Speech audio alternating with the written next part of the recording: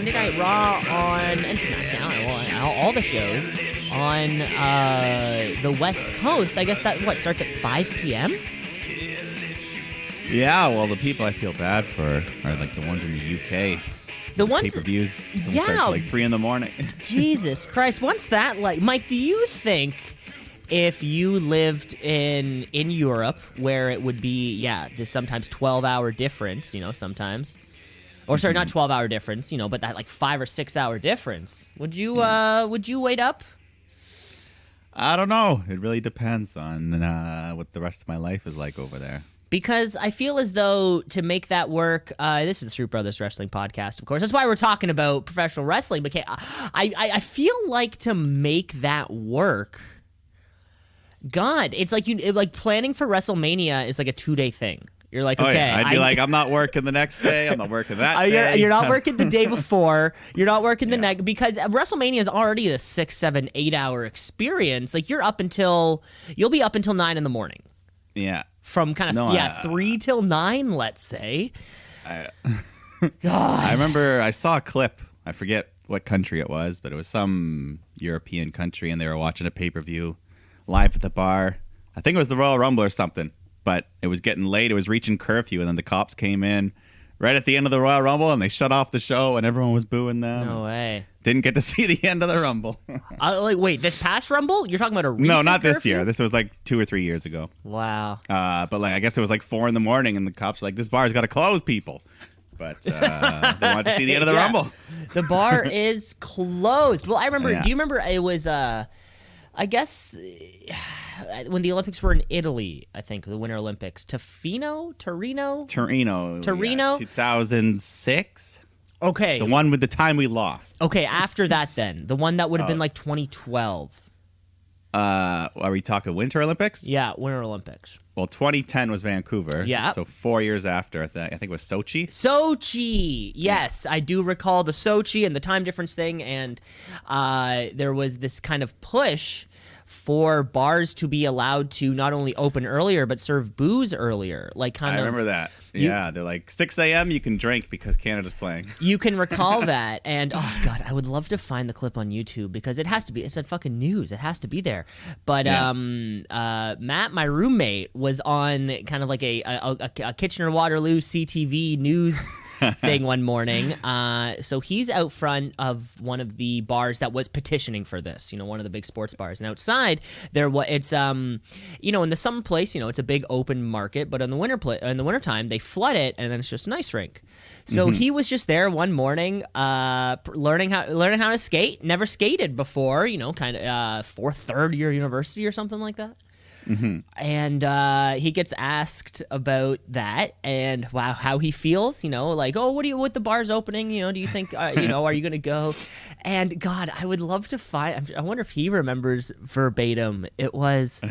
He's being interviewed. He's like, well, I don't really care about drinking at 6 a.m. I'll probably be watching the game in my pajamas, like at home in my pajamas. He was just so he didn't care one bit about. God, I would love to find that clip and it's got to be on there somewhere out there. It's got to be on there. God, but if you're staying up until 9 a.m. to watch WrestleMania, that's it. That's it, baby. You got to make sacrifice for things that you love, and I think that's just one of them. Yeah, I did it once for the World Juniors. They played at like 6 a.m. on Boxing Day, so I just stayed up all through the night. Oh, you stayed up all through the night. Why didn't you just? Why did you just wake up real early the next day? Well, because I was drinking. It was Christmas, and I'm like, we're going till 6 a.m. And then we went, and then it was because it was the first round, so Canada won like 13-0 against something. It's the most pointless game. This was not worth it. The first 3 games of every Canada Juniors doesn't matter. I ended up walking to McDonald's and getting a McGriddle and going to bed. Weird series of events. Well, I was like 20 beers deep at 9 a.m. Oh my God.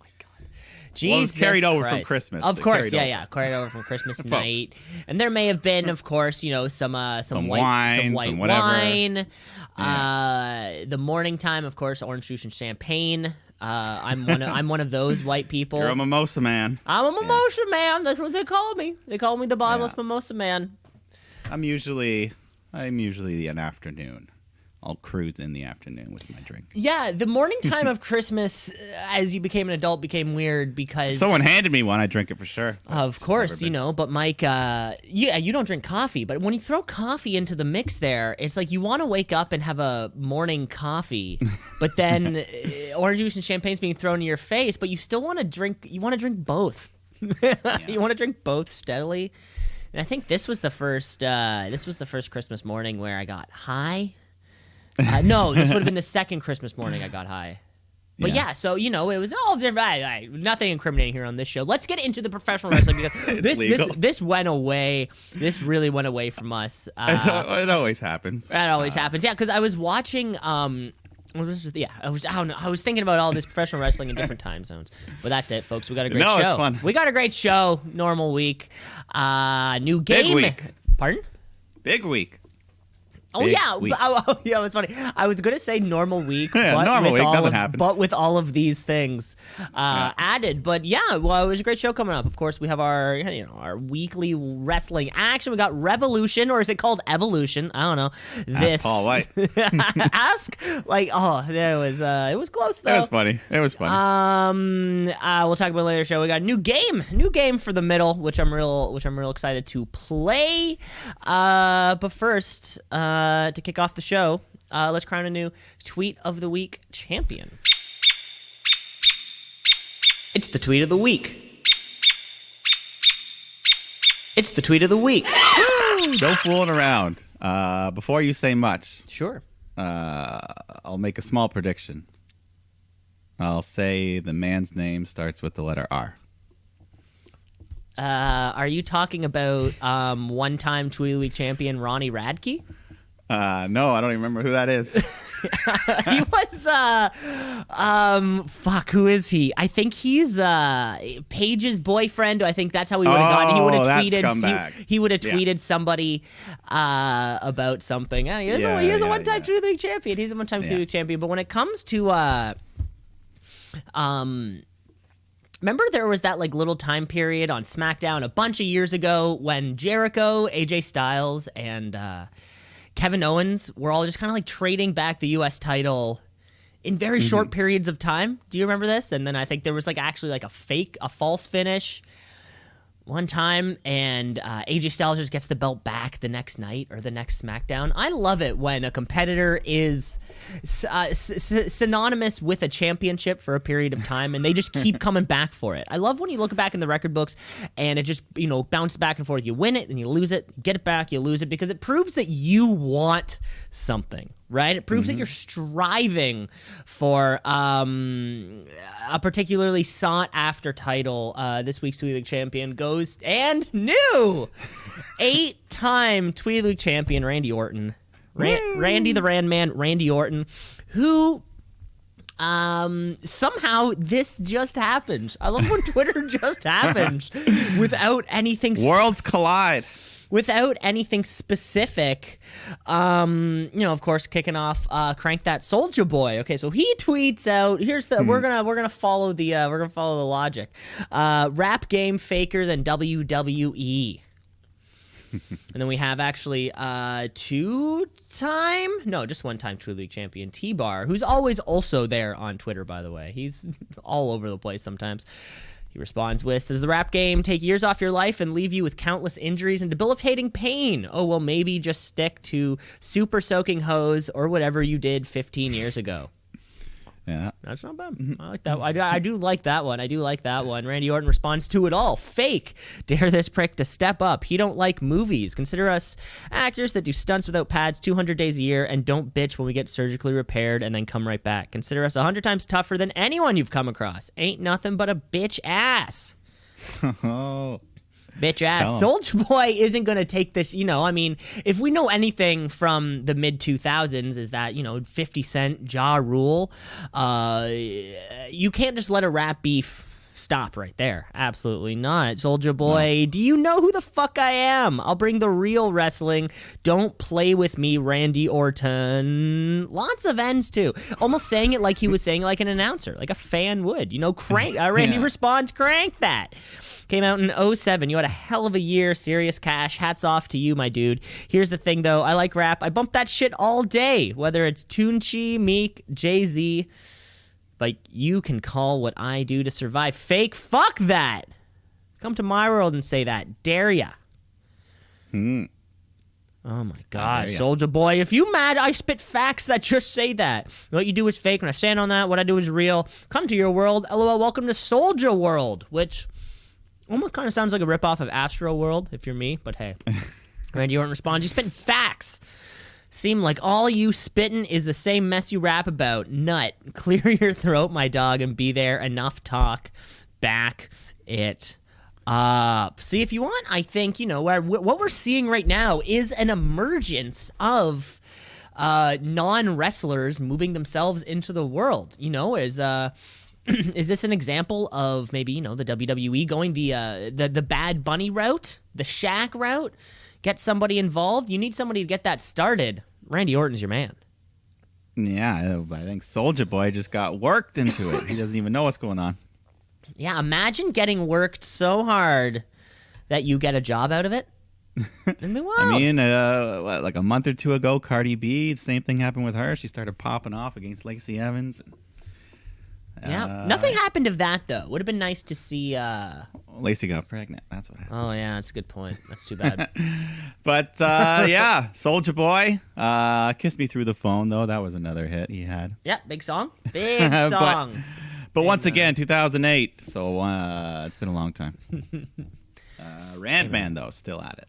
Yeah, Randy Orton clearing his dominance throughout the entire division. Well, let's move ourselves along with the show, shall we? Smackdown.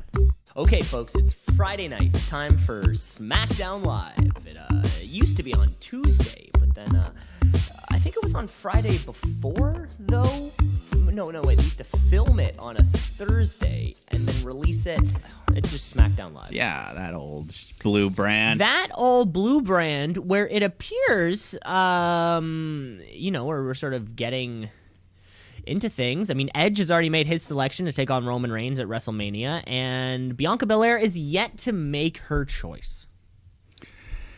But she's only got like 40 days or something. So. She only got 40 days. However, at SmackDown, she did say, or we did hear, that we will be getting her decision tonight. I've been lied to before, though.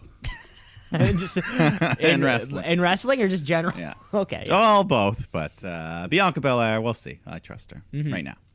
But anyways, this is Roman's show, or like he likes to say it is. So he comes out, he's got his tribe, and talks about Edge attacking him, pointing at the sign and making everything official. But Daniel Bryan interrupts him and talks about Reigns' title defense and being cowardly, the way he just, showed up right after the Chamber. But Bryan says he doesn't think the head of the table would be defending his title in the second match instead of the main event. So, anyways, he challenges him to a one-on-one title match. No bullshit, Fastlane.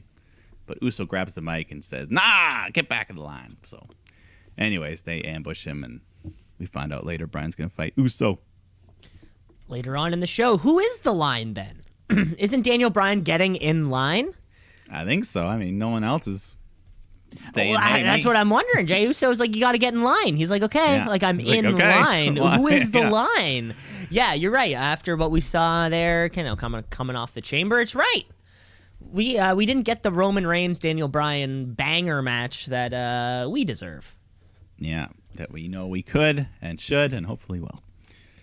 But we get some tag action in the meantime. Dominic and Rey Mysterio taking on Gable and Otis, the Alpha Academy, right? Alpha Academy, I think. Yeah. But they're continuing this kind of heelish stuff they got going on because they play some clips of Rey getting beat up by Otis the week before. And anyways, the match was fine. Eventually, Dominic hit 619 splash on Gable, but Otis breaks it up, slams down Rey, and he hits a splash off the second rope to get the big 3 count for him and Gable. This was big. This was big. Yeah, his finisher. He's got Bronson Reed's finisher now. The splash off the rope. Is that Bronson Reed's the thick boy? The thick boy. Well, this was great. Yeah. I mean, they won. It's good for Gable and Otis. Great for that. And I guess they turned heel. If they turned heel the week before, suddenly we have a heel tag team going across. Yeah. Who are the champs right now?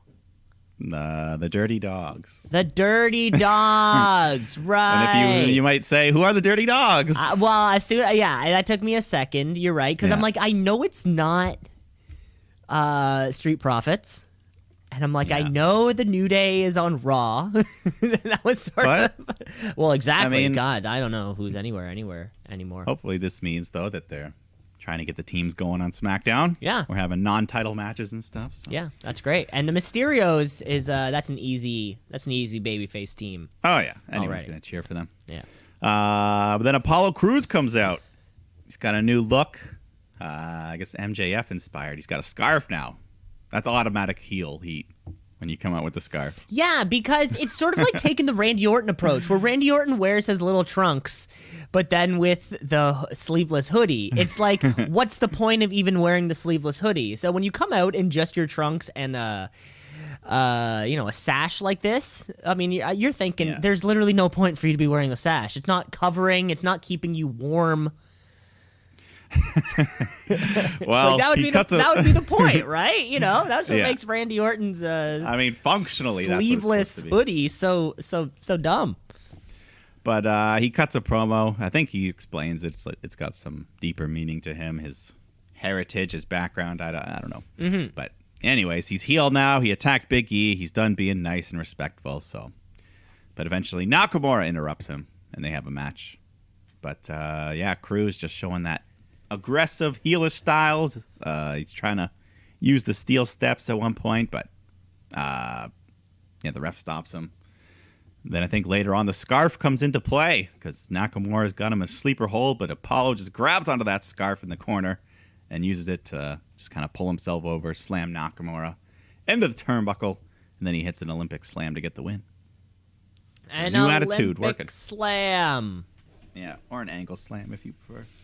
Yeah, this was all good. Mr. Heel Man Apollo Crews, you get some time to talk about yourself, which I feel like is more of this little glimpse of a character is more than a character than we've seen ever from him. From him, yeah, he's always just some motherfucker.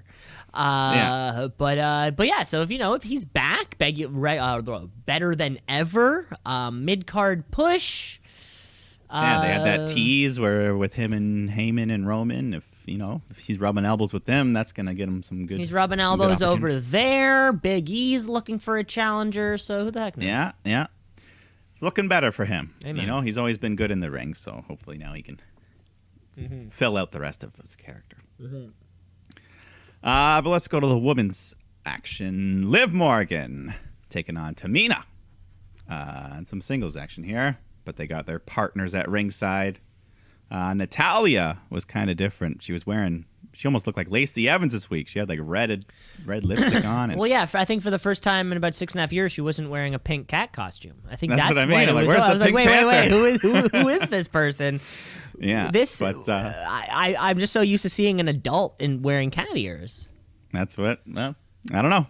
Maybe Lacey's going down. They're like, we need the ruby red's lips again. I don't know. Anyways, back in the ring, things are going okay. Liv doing the underdog, big size disadvantage. But unfortunately, she can't overcome it. As Tamina just hits like a sidewalk slam, gets the win. Which I disagree with very much.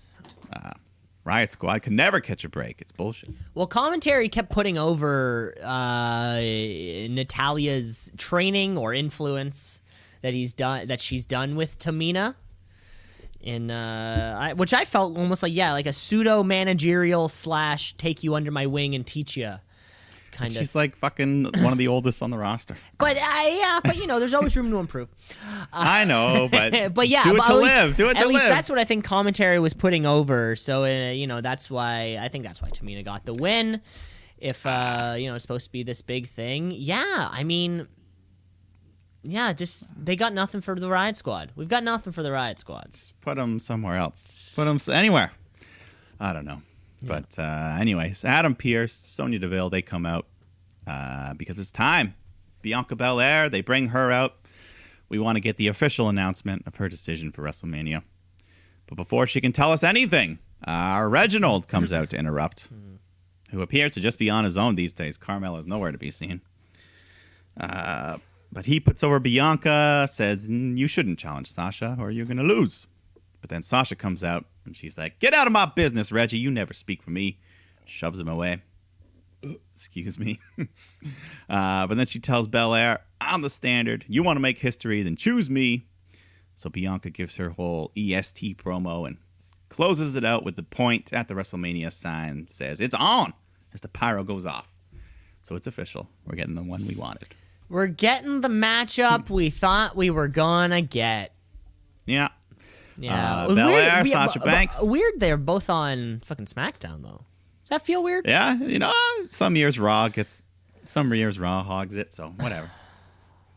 It's probably the better option anyways. Yeah. And you know what? Let them main event night one.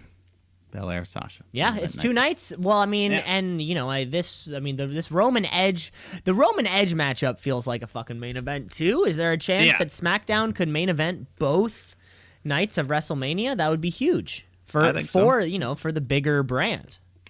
That would be huge in making SmackDown kind of really nail in the coffin. SmackDown's the new A show, that kind of thing. I mean, it already is. I mean, beating them in the ratings. I mean, nail in the coffin. I mean, real punched him out. Here you fucking go. You're on NXT's level now. Yeah. Do you think they'll ever cut out that 3rd hour of Raw? I don't know. I mean, 2-hour shows seem to be doing very well. Yeah, I think it's just about the money they make in that extra hour. Who knows? Yeah, I see you. I see what you're saying. Anyways, let's move along here. Street Profits take on King Corbin and Sami Zayn, who themselves are, that's another team that could be. Sure, why not? This division. I mean, yeah, why not? But maybe not, because Corbin gets pissed off the whole time. He's yelling at Sami's documentary crew, just stop filming me, as if there's not already a bunch of cameras on him. Mm-hmm. But I'm still hoping. I never. That's funny. But I'm still hoping that this footage gets compiled into a documentary someday. Yeah, one of those they release it on the network only. Yeah, and very one-sided, Sammy's narrating like Michael Moore, and of course you only see one side of anything. Yeah, but this whole lack of focus, this allows Street Profits to take advantage. They hit their spine buster into Ford's from the heavens frog splash, get the win. So hopefully get themselves back in that title hunt. Or at least the rematch, maybe get it back. Yeah, because they never really should have lost it. It doesn't feel like they should have lost it. Mm-hmm. But then Seth Rollins comes out, and every week he's just got a new suit.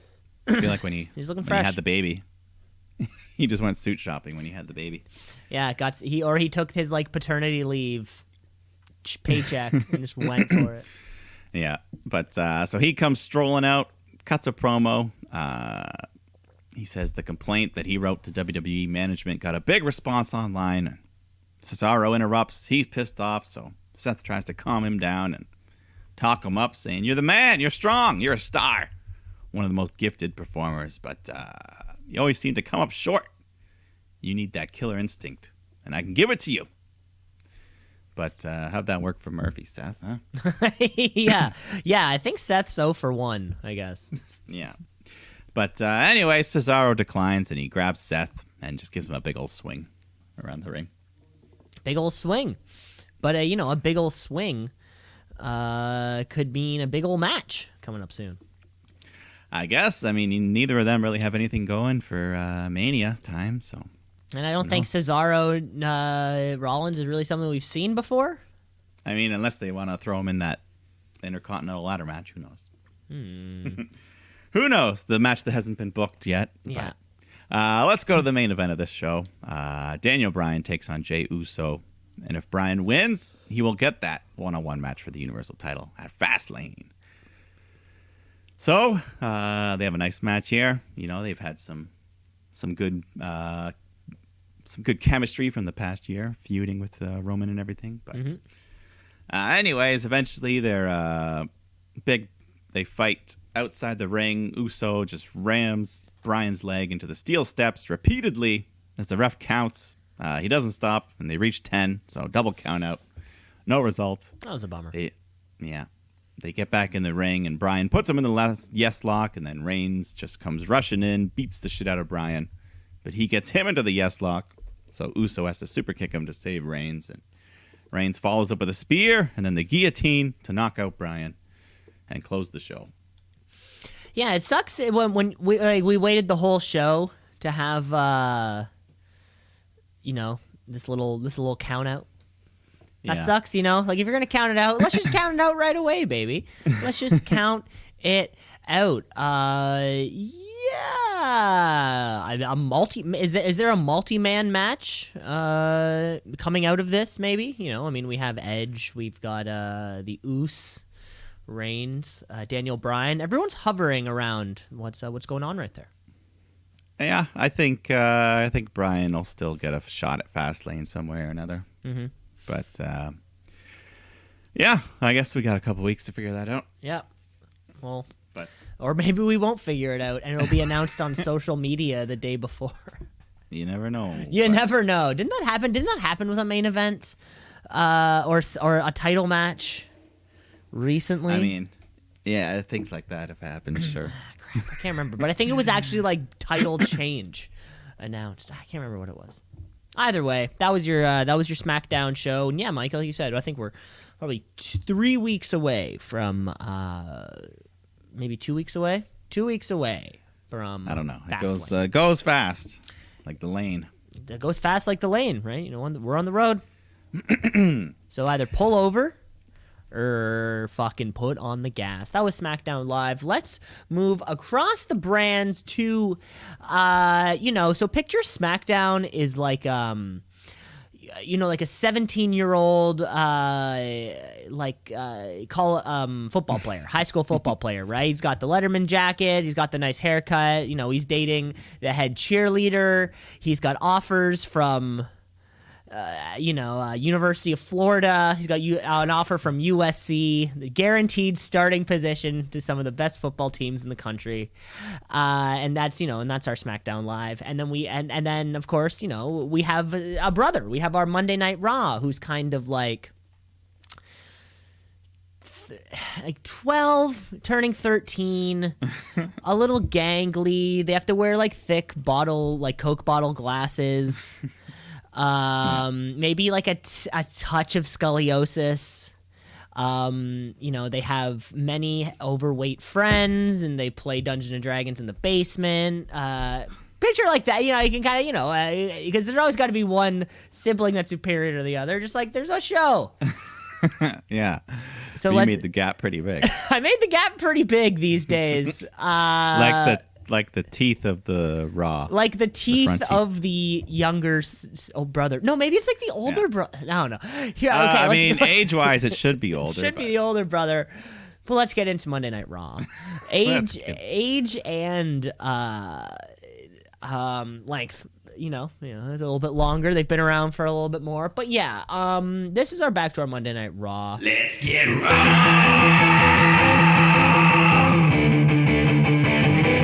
Let's get raw.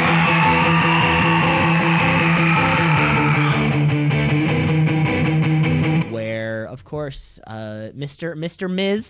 Miz, he's got that belt in Miz mode. Whoa. Because he's our new WWE champion, and we're on the road to WrestleMania, so really anything can happen. Yeah, I mean, we have no idea what that WrestleMania match is going to be for that on the Raw side of things for that belt. So. Absolutely not. Drew McIntyre wants to have a say in it, so he comes out to kick off the show, and it's been a rough month for him, losing the title, getting betrayed by his best friend Sheamus, but he's got a mission. He's going to get that title back in main event WrestleMania. He talks about he won the title in the Performance Center. He carried us through the Thunderdome era. He's not going to get screwed right at the finish line. But Miz interrupts, and he gets a huge pyro display, worthy of a world champion there. Amen. But Morrison's with him, and the two of them, they're just mocking Drew and talks about having to defend his title against Lashley later on tonight. But then MVP comes out, gives his piece, lets Miz know that world title match is taking place at 9 p.m., not the main event. So you better go get ready because he's still in his suit. And then in the meantime, Sheamus comes out because he's supposed to have a match with Drew, and they just start beating the shit out of each other outside the ring. And eventually, things get settled, and we just jump right into Sheamus versus Drew McIntyre. And I think this was their big blow-off match. This was pretty good. This felt like a blow-off match. Oh my lord! Yeah, these two are just slugging, beating the shit out of each other. A bunch of big punches, kicks. Sheamus hits a brogue kick early on, knocking Drew to the floor, and we got some like suplexes onto the edge of the announce table. Didn't break. I don't think it was supposed to. Yeah, Tony, I mean, if Tony Storm can break that thing, if she just looks at it, just look at it. Maybe she's like the real Storm. She just has those powers. She used a little bit of wind. Just. But both men just hitting these big power moves. At one point, Drew even steals Sheamus maneuver when he hits the white noise off the top rope. Big near fall. Both men just giving everything they have. Sheamus goes for another brogue kick, but Drew's quicker on the draw, hits a Claymore to get the 3 count. But I think this was probably what their pay-per-view singles match would have been, because I don't think they're going to have it now. But they gave this was like 23 minutes. They gave everything they had.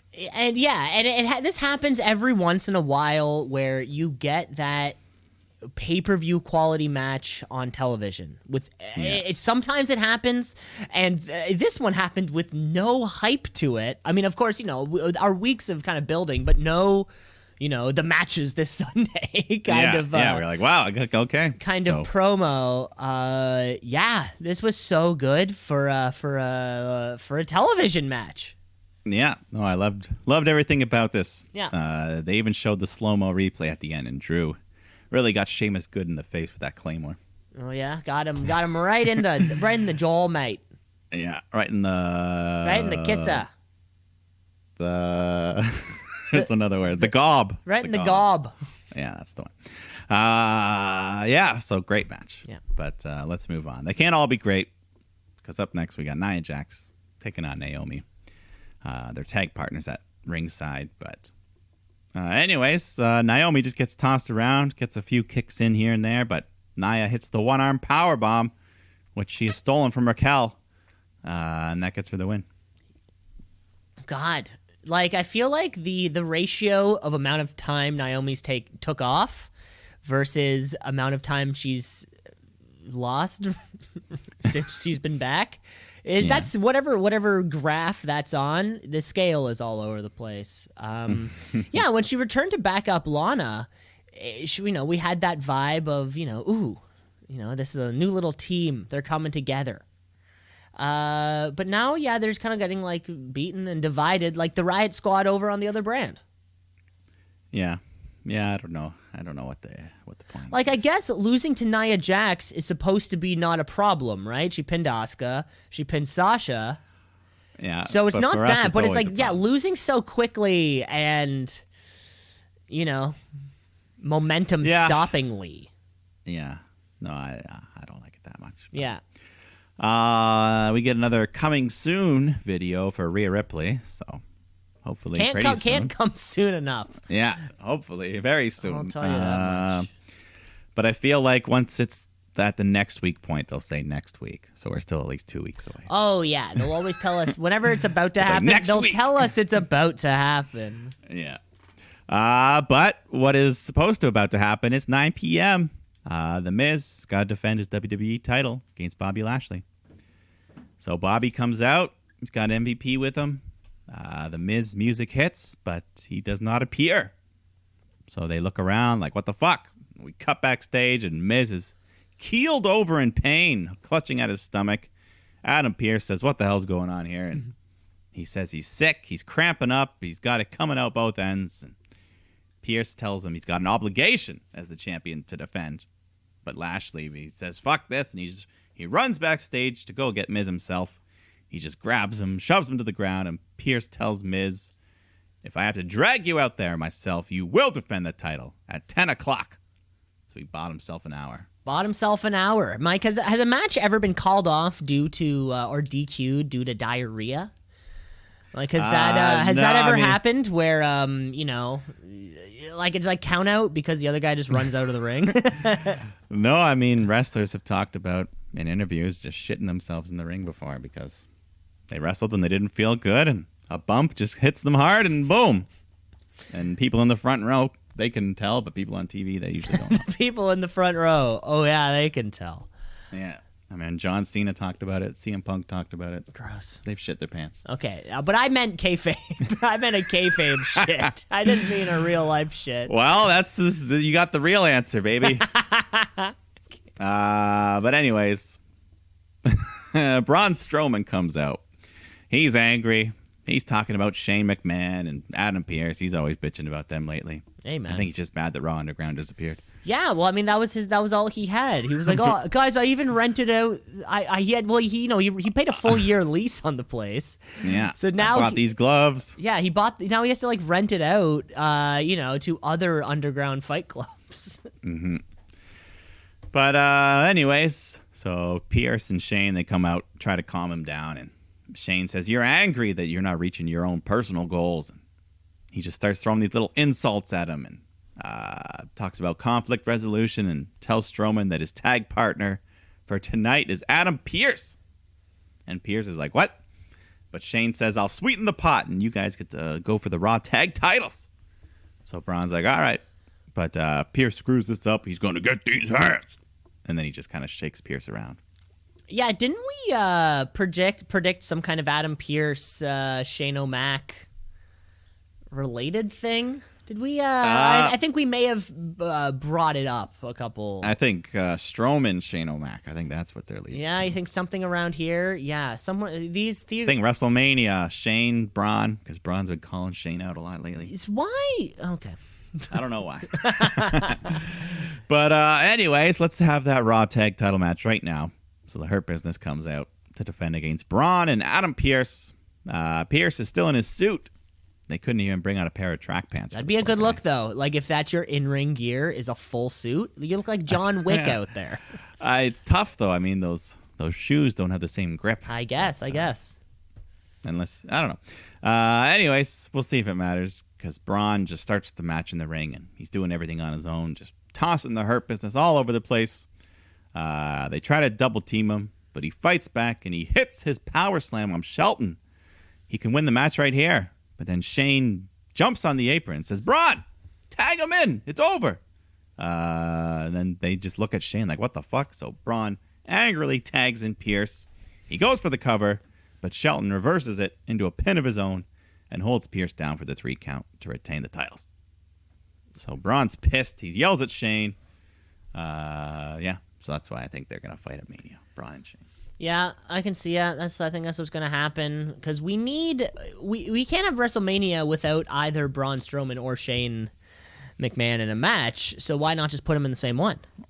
Yeah, and it'll probably be like a Falls Count Anywhere or something. Yeah, so they can smash through the LED board and jump off a big thing. I think Shane McMahon's last match. I mean, the one against The Miz, that was same thing. Falls Count Anywhere. I think last fall or whatever it is.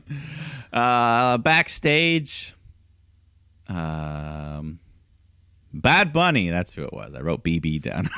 You're like, who's BB? My abbreviation, yeah. Yep. Bad Bunny. He's back, baby. He never left. He's here every week. He's hanging out with his buddy Priest when Elias and Jackson Riker approach. And, of course, Elias has to make some music business propositions for Bunny. But anyways, they come out to the ring to do a performance, but Bad Bunny interrupts. And we have Elias versus Damien Priest. The match was okay. I think Riker tries to pop in with some cheap shots, but Priest overcomes, hits the lights to get the win. Or hit the lights, whatever. Yeah, whatever it's called now. But, at least they haven't fucked him up yet. He's won like 3 or 4 weeks in a row. Yep, still haven't. Well, Damien Priest is he's a professional. More than anything else. He was the right guy to bring up to the roster at the right time. And there's so much crap on Raw. And we know how good Damien Priest is, that he's given the opportunity to shine amongst everything else. And I think they like having him as a middleman for Bad Bunny. It's like we can pair him with this guy, and you can speak Spanish. back him up. They can speak Spanish. So the match is good. What's it going to be? Yeah, if it's maybe a tag match of some kind with Priest and Bad Bunny against that would be easier. Others. Help protect the bunny. Protect the bunny at all costs. Then we go backstage. Randy Orton is interviewed, and he suggests to Alexa Bliss that she just move on with her life. But then she uses her powers to appear on the TV behind him. And she's laughing and sitting in that pentagram again, and says, "Bring him back. But first, there's something you should know." And she laughs, and it cuts away. And then this dark hooded figure just walks up to the screen, and he lowers its hood to reveal it's Orton, an evil Orton clone, which speaks in this deepened voice, just telling Randy that this doesn't end on his terms. You're going to come face to face with everything you've ever done, which to me sounds like a challenge for another Firefly Funhouse match like the one we had with Cena last year. But this time going over Orton's career, which could be fun, more fun than this this evil Orton doppelganger who just kind of laughs. He laughs and Orton chokes again, so we're supposed to believe that there's an evil Orton out there. There's an evil Randy, and if there's an evil Randy, I have so many questions. Yeah, because this Orton's already pretty bad. So there's an even eviler one. Like, what does evil Randy Orton wear when he's going down to the ring? Does evil Randy Orton smoke cigarettes and good Randy Orton vapes? What Randy Orton have we been seeing? The one that burned the Fiend up. Was that evil Randy Orton? I don't know. Who knows? What if they've been doing a whole, the Prestige thing this whole time? There's two of them. Or it could be a Prestige type situation. It could literally be anything. Yeah, we don't know. But are we going to get Randy Orton versus Randy Orton? Could they pull that off somehow? Special effects. Imagine they kind of Paul Walker CGI his face onto somebody else, and then he wrestles two matches, one against a guy in a green suit, and then he wrestles the guy in a green suit the second time, and they just put him in and. It would be, or we could be getting another one of those Firefly Funhouse matches. Of course, with the 2 nights of WrestleMania, I hope we at least have one pre-filmed. I think so. And, that's probably the one to do it if you're going to bring The Fiend back. Yeah, feels like it. So, anyways, let's move on, because we've got a WWE Championship match. The Miz, Bobby Lashley. Let's try this again. But Miz gets on the mic right before to try to talk Hurt Business out of it, saying, "This isn't the stage. Lashley deserves the grandest stage of them all, WrestleMania."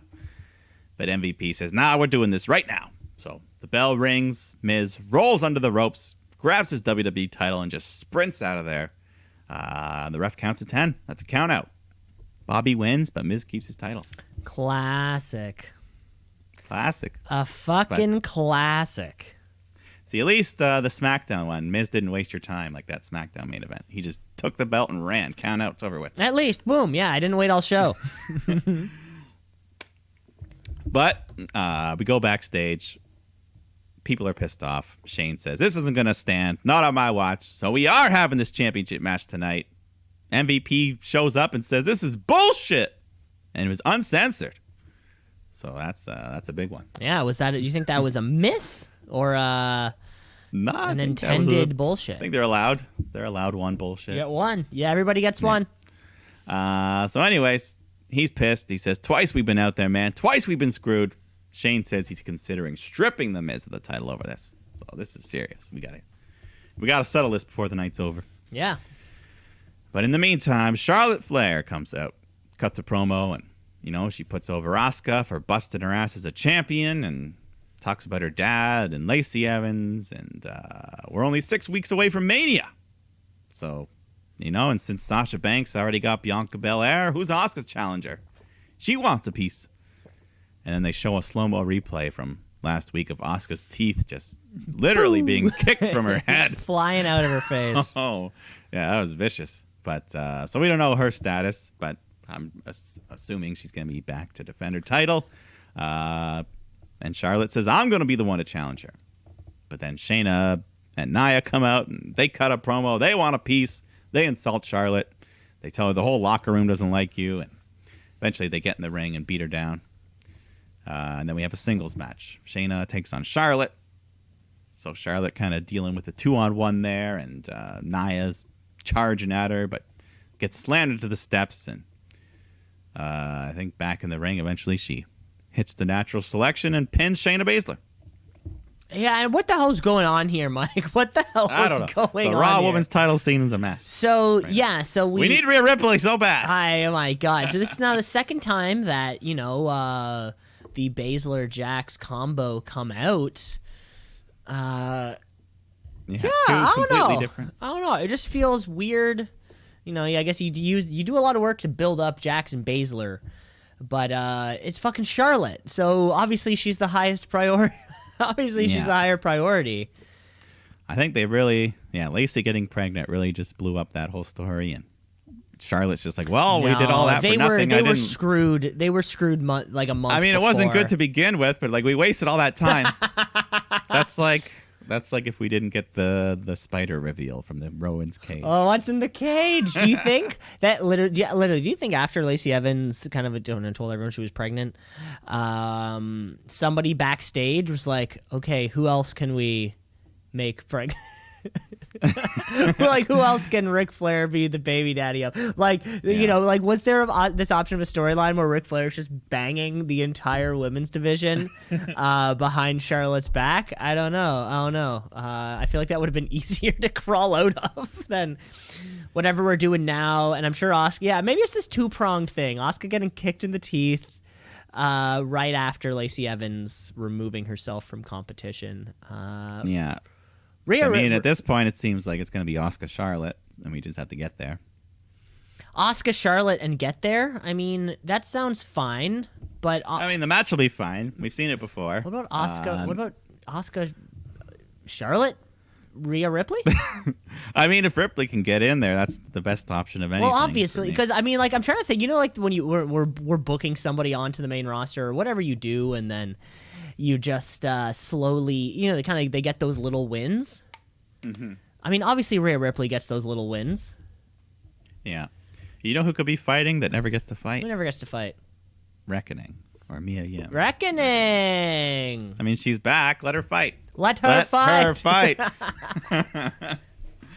But let's move on. We got to sort this title thing out still because Shane McMahon tells Adam Pearce that if this main event match, if Miz doesn't show up, he will be stripped of the title and it'll be awarded to Lashley on the spot. Wow. So on the spot. But so time is ticking. But in the meantime, we got Riddle teaming up with Lucha House Party to take on Retribution. They're good wrestlers, Retribution. They just don't always get the book in there. Everybody in this ring is good at it. Like, we can all agree, right? Yeah. But anyways, the Luchas, they tag in. They're high flying all over the place. Eventually, Metalik, he stands on top of Lince Dorado's shoulders and jumps off to hit a big elbow drop on Slapjack and gets him the 3 count. And of course, like every week, Mustafa Ali gets all pissed off and starts yelling and challenges Riddle one-on-one. So we just jump right into that. Ali was doing pretty good. Riddle fights back, but all the members of Retribution are jumping on the apron to fuck with him. And then Ali goes for this big move off the top rope. But I'm pretty sure he botched it a little bit because, I don't know, it looks like it was supposed to be a backstabber, but he kind of just slid up over Riddle's head. But okay, yeah. I don't notice those things as sharply as you do. Yeah, either way, it wasn't like a dangerous botch. It just kind of made the move look weird, but he gets in the win, so whatever. Hey, if it works. Ali. If it works, it works, Mr. Ali. See, Retribution was screwed. If Mustafa Ali's been in charge of Retribution the whole time, right? That's the shtick here. Apparently. I mean, Right. he wasn't on screen for the first little bit. He wasn't on screen for the first because he was too busy hacking. Yeah. But Retribution screwed themselves as soon as they signed those contracts. Do you remember when it was kind of like officially announced that WWE signed Retribution to a contract? Yeah. Mustafa Ali should have known better, because as soon as you sign to a contract, you're subject to their booking. Yeah, you sold your soul to the devil. You literally sold your soul to Vince McMahon. Eventually, Retribution is going to have to realize that and maybe turn on Mustafa Ali. Yeah, I mean, Take off the masks, you know? Yeah, that'd be a big moment. They can kind of just all take their masks off and leave him down with him. And Real "Oh Captain, my Captain" kind of shit. well, wasn't that kind of the opposite? Wasn't that in support? Yeah, I never. Of Robin Williams? I only saw the movie once, but you know what I great mean. movie, great you movie. know what I mean. Well, I was hoping we could talk about that film for a minute there. No, we're not. We're moving past it. What about Good Will Hunting? That's a great one, too. I think I saw it once. Ah, man, Robin Williams. Great serious actor when you let him. But anyways, let's go to this main event, because we got another Hollywood A-lister, The Miz, defending his WWE title. Well, we'll see. Let's get this one last try against Bobby Lashley. WWE Championship on the line here. Shane McMahon comes out and says, I want to make sure this thing's fair, so let's bring out the Lumberjacks, boys. And the whole roster comes out, surrounds the ring. Even Retribution was there. Yeah. Playing Well, you signed the contract. You got to do what they say, or else you're subject to contract breach. That's true. So the match begins. Miz grabs his belt from the ref, tries to take a swing at Lashley, but he catches it. So Miz runs to the outside of the ring and, starts trying to cut deals with the Lumberjacks. But they just toss him right back in. And Lashley unloads on Miz. And every time the Miz is tossed outside, they just keep throwing him back in the ring. And Lashley hits a massive one-arm spine buster. And Riddle on the outside of the ring was watching like a real fan here. He was just getting hyped for the moves, even though he was just feuding with Lashley for that U.S. title he won. Well, we're past that, baby. We're past No, I'm that. fine. Riddle was showing respect. I liked it. He was acting like a real fan. But so he was hyped up. I was getting hyped up here because I knew what was coming. Lashley picks up the Miz, applies the Hurt Lock, and Miz has nowhere to go. He taps out. Bobby Lashley wins the match. The Almighty is your new WWE champion. New WWE champion. Wow. Yeah. Wow. I'll say well deserved. 15 years. He looked like a beast. Miz, I thought Miz deserved his title win as well last week, but Bobby Lashley's been grinding. Yeah, nice emotional celebration. He tried to hold back, but you could tell he had a little crack there. He wanted to cry. But even a heel can cry. Yeah. And then as they're celebrating with MVP, I saw another nice little Riddle moment. Riddle and Cedric Alexander, you could see them like smiling and talking about, I think they were just saying like what a cool moment this is. Even though it's supposed to be feuding. But anyways, he picks up Miz after for one extra Hurt Lock to rub it in, and then raises the belt, points at the Mania sign to close the show.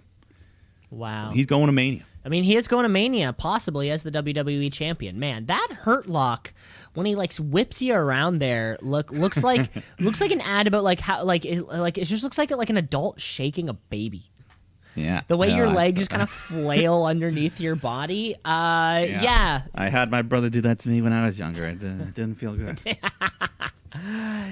Way to go, Bobby Lashley. Your first WWE Championship at the end of the long road, but your road's just starting. Yeah, I mean, that was pretty hot ending to Raw. And adding further dominance to the Hurt Business thing. If we can just keep this tag team together, we just upgraded from the U.S. title to the WWE Championship. Huge upgrade. Yeah, what a year for the Hurt Business. Yeah. MVP and Lashley just bring out the best of each other.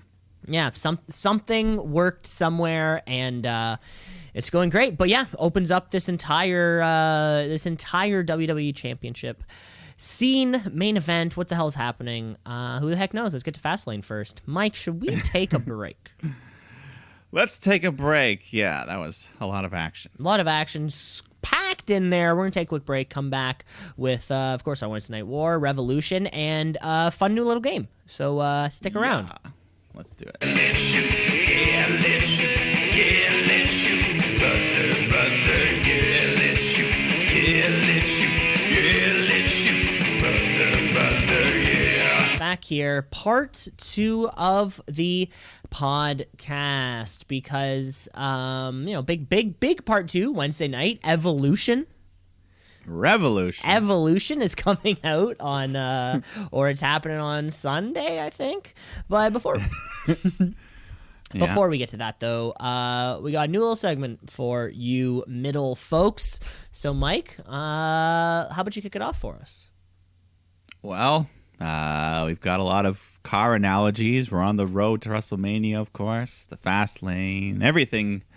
So let's stick with that theme, because we're going to talk about things. We can either hype them up or we can shut them down in a new segment we call Pump the Tires or Pump the Brakes.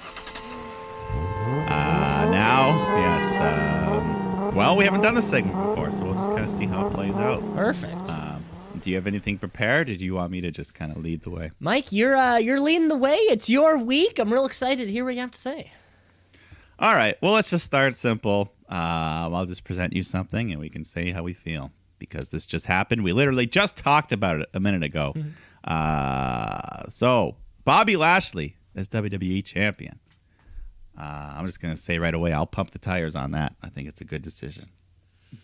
Yes, we're pumping tires because there's too many big guys here at the top of Raw that Miz can't physically keep up with, right? We just saw that brutal banger of a Drew McIntyre Sheamus thing. The Randman's doing his can of worms. Bobby Lashley ate the Miz. He looks like he ate the Miz.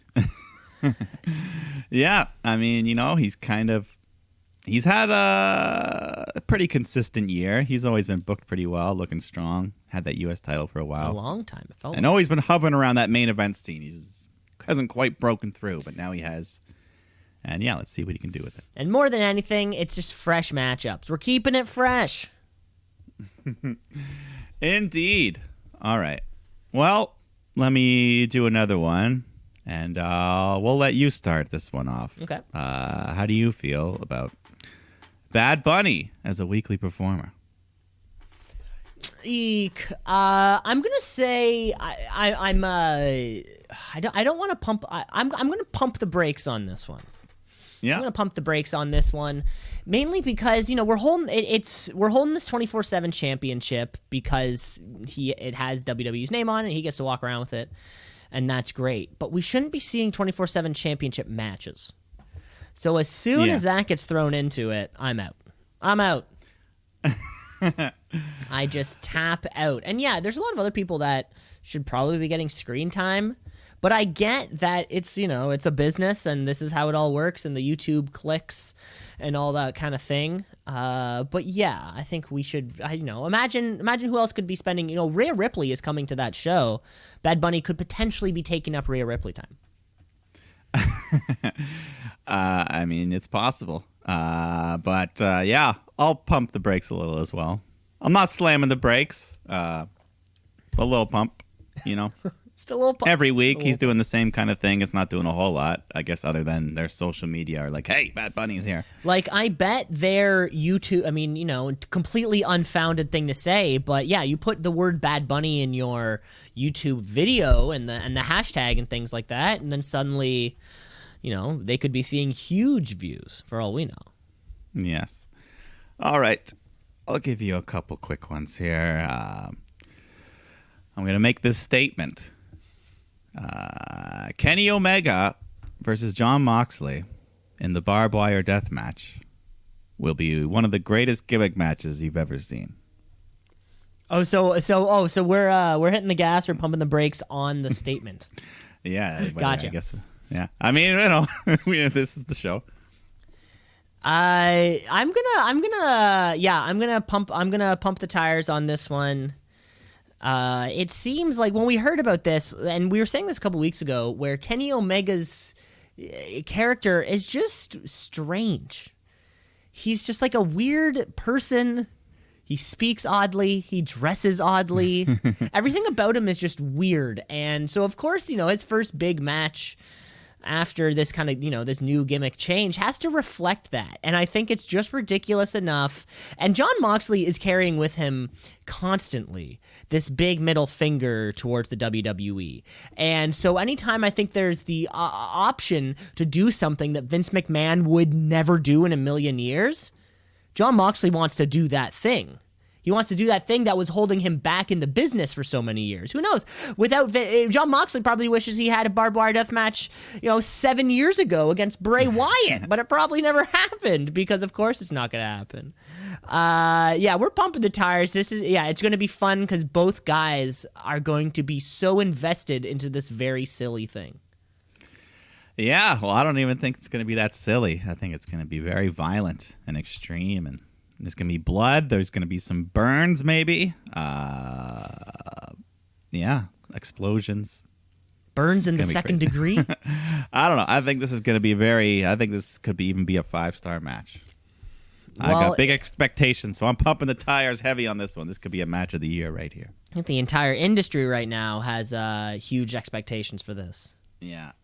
So I think we can all agree on that one. Mm-hmm. All right, I'll give you one last one here. Give it to me. This one almost feels like a softball, or it's almost too easy. I don't know. Maybe we'll disagree. But how do we feel on Reginald pairing up with Sasha Banks, or whatever is going on here between them? I'll start. I'm going to pump the brakes for a big reason. So I was thinking about this the other day, how it seems like 2021 Reginald is 2018 James Ellsworth. 2017 James Ellsworth.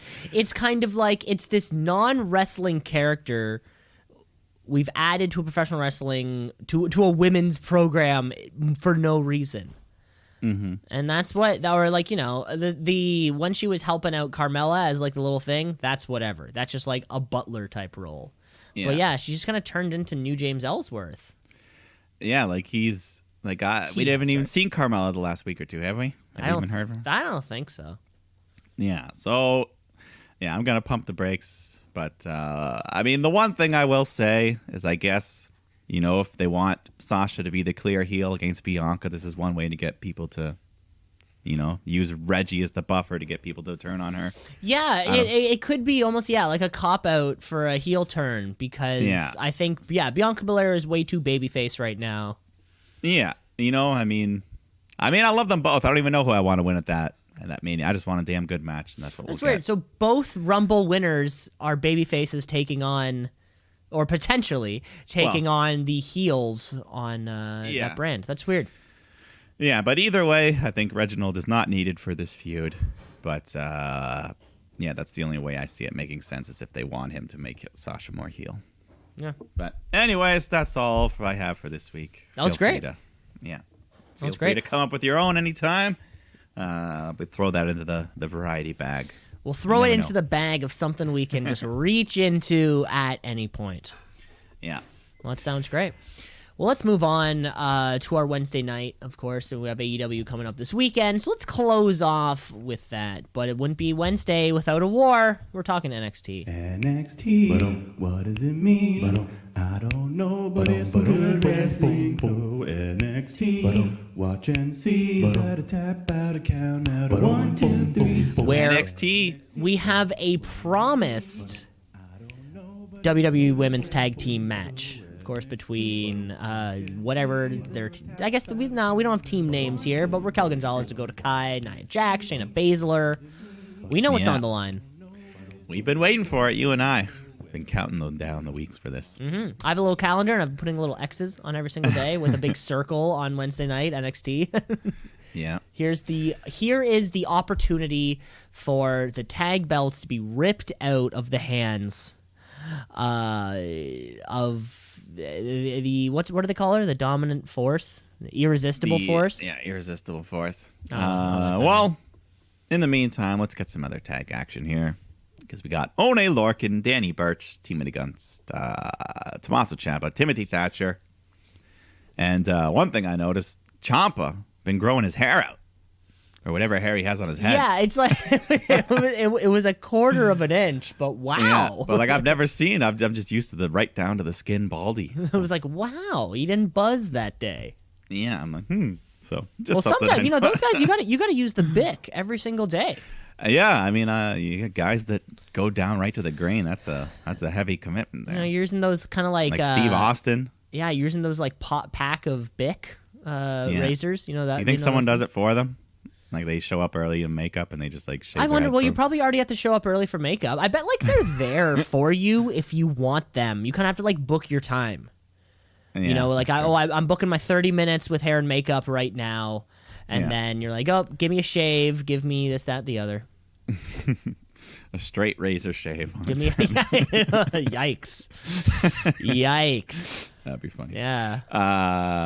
Anyways. So this is a non-title match because MSK had to delay their shot due to the injury. Broken hand? Yeah, I think it's legit. Yeah, that's what I also saw that after you had mentioned it. Yeah. Well, anyways, we love Ciampa and Thatchman here, and they're doing a pretty good job until Thatcher eats this huge clothesline from Birch, which just turns Thatchman inside out. He lands high on the head and neck area. He rolls out of the ring and.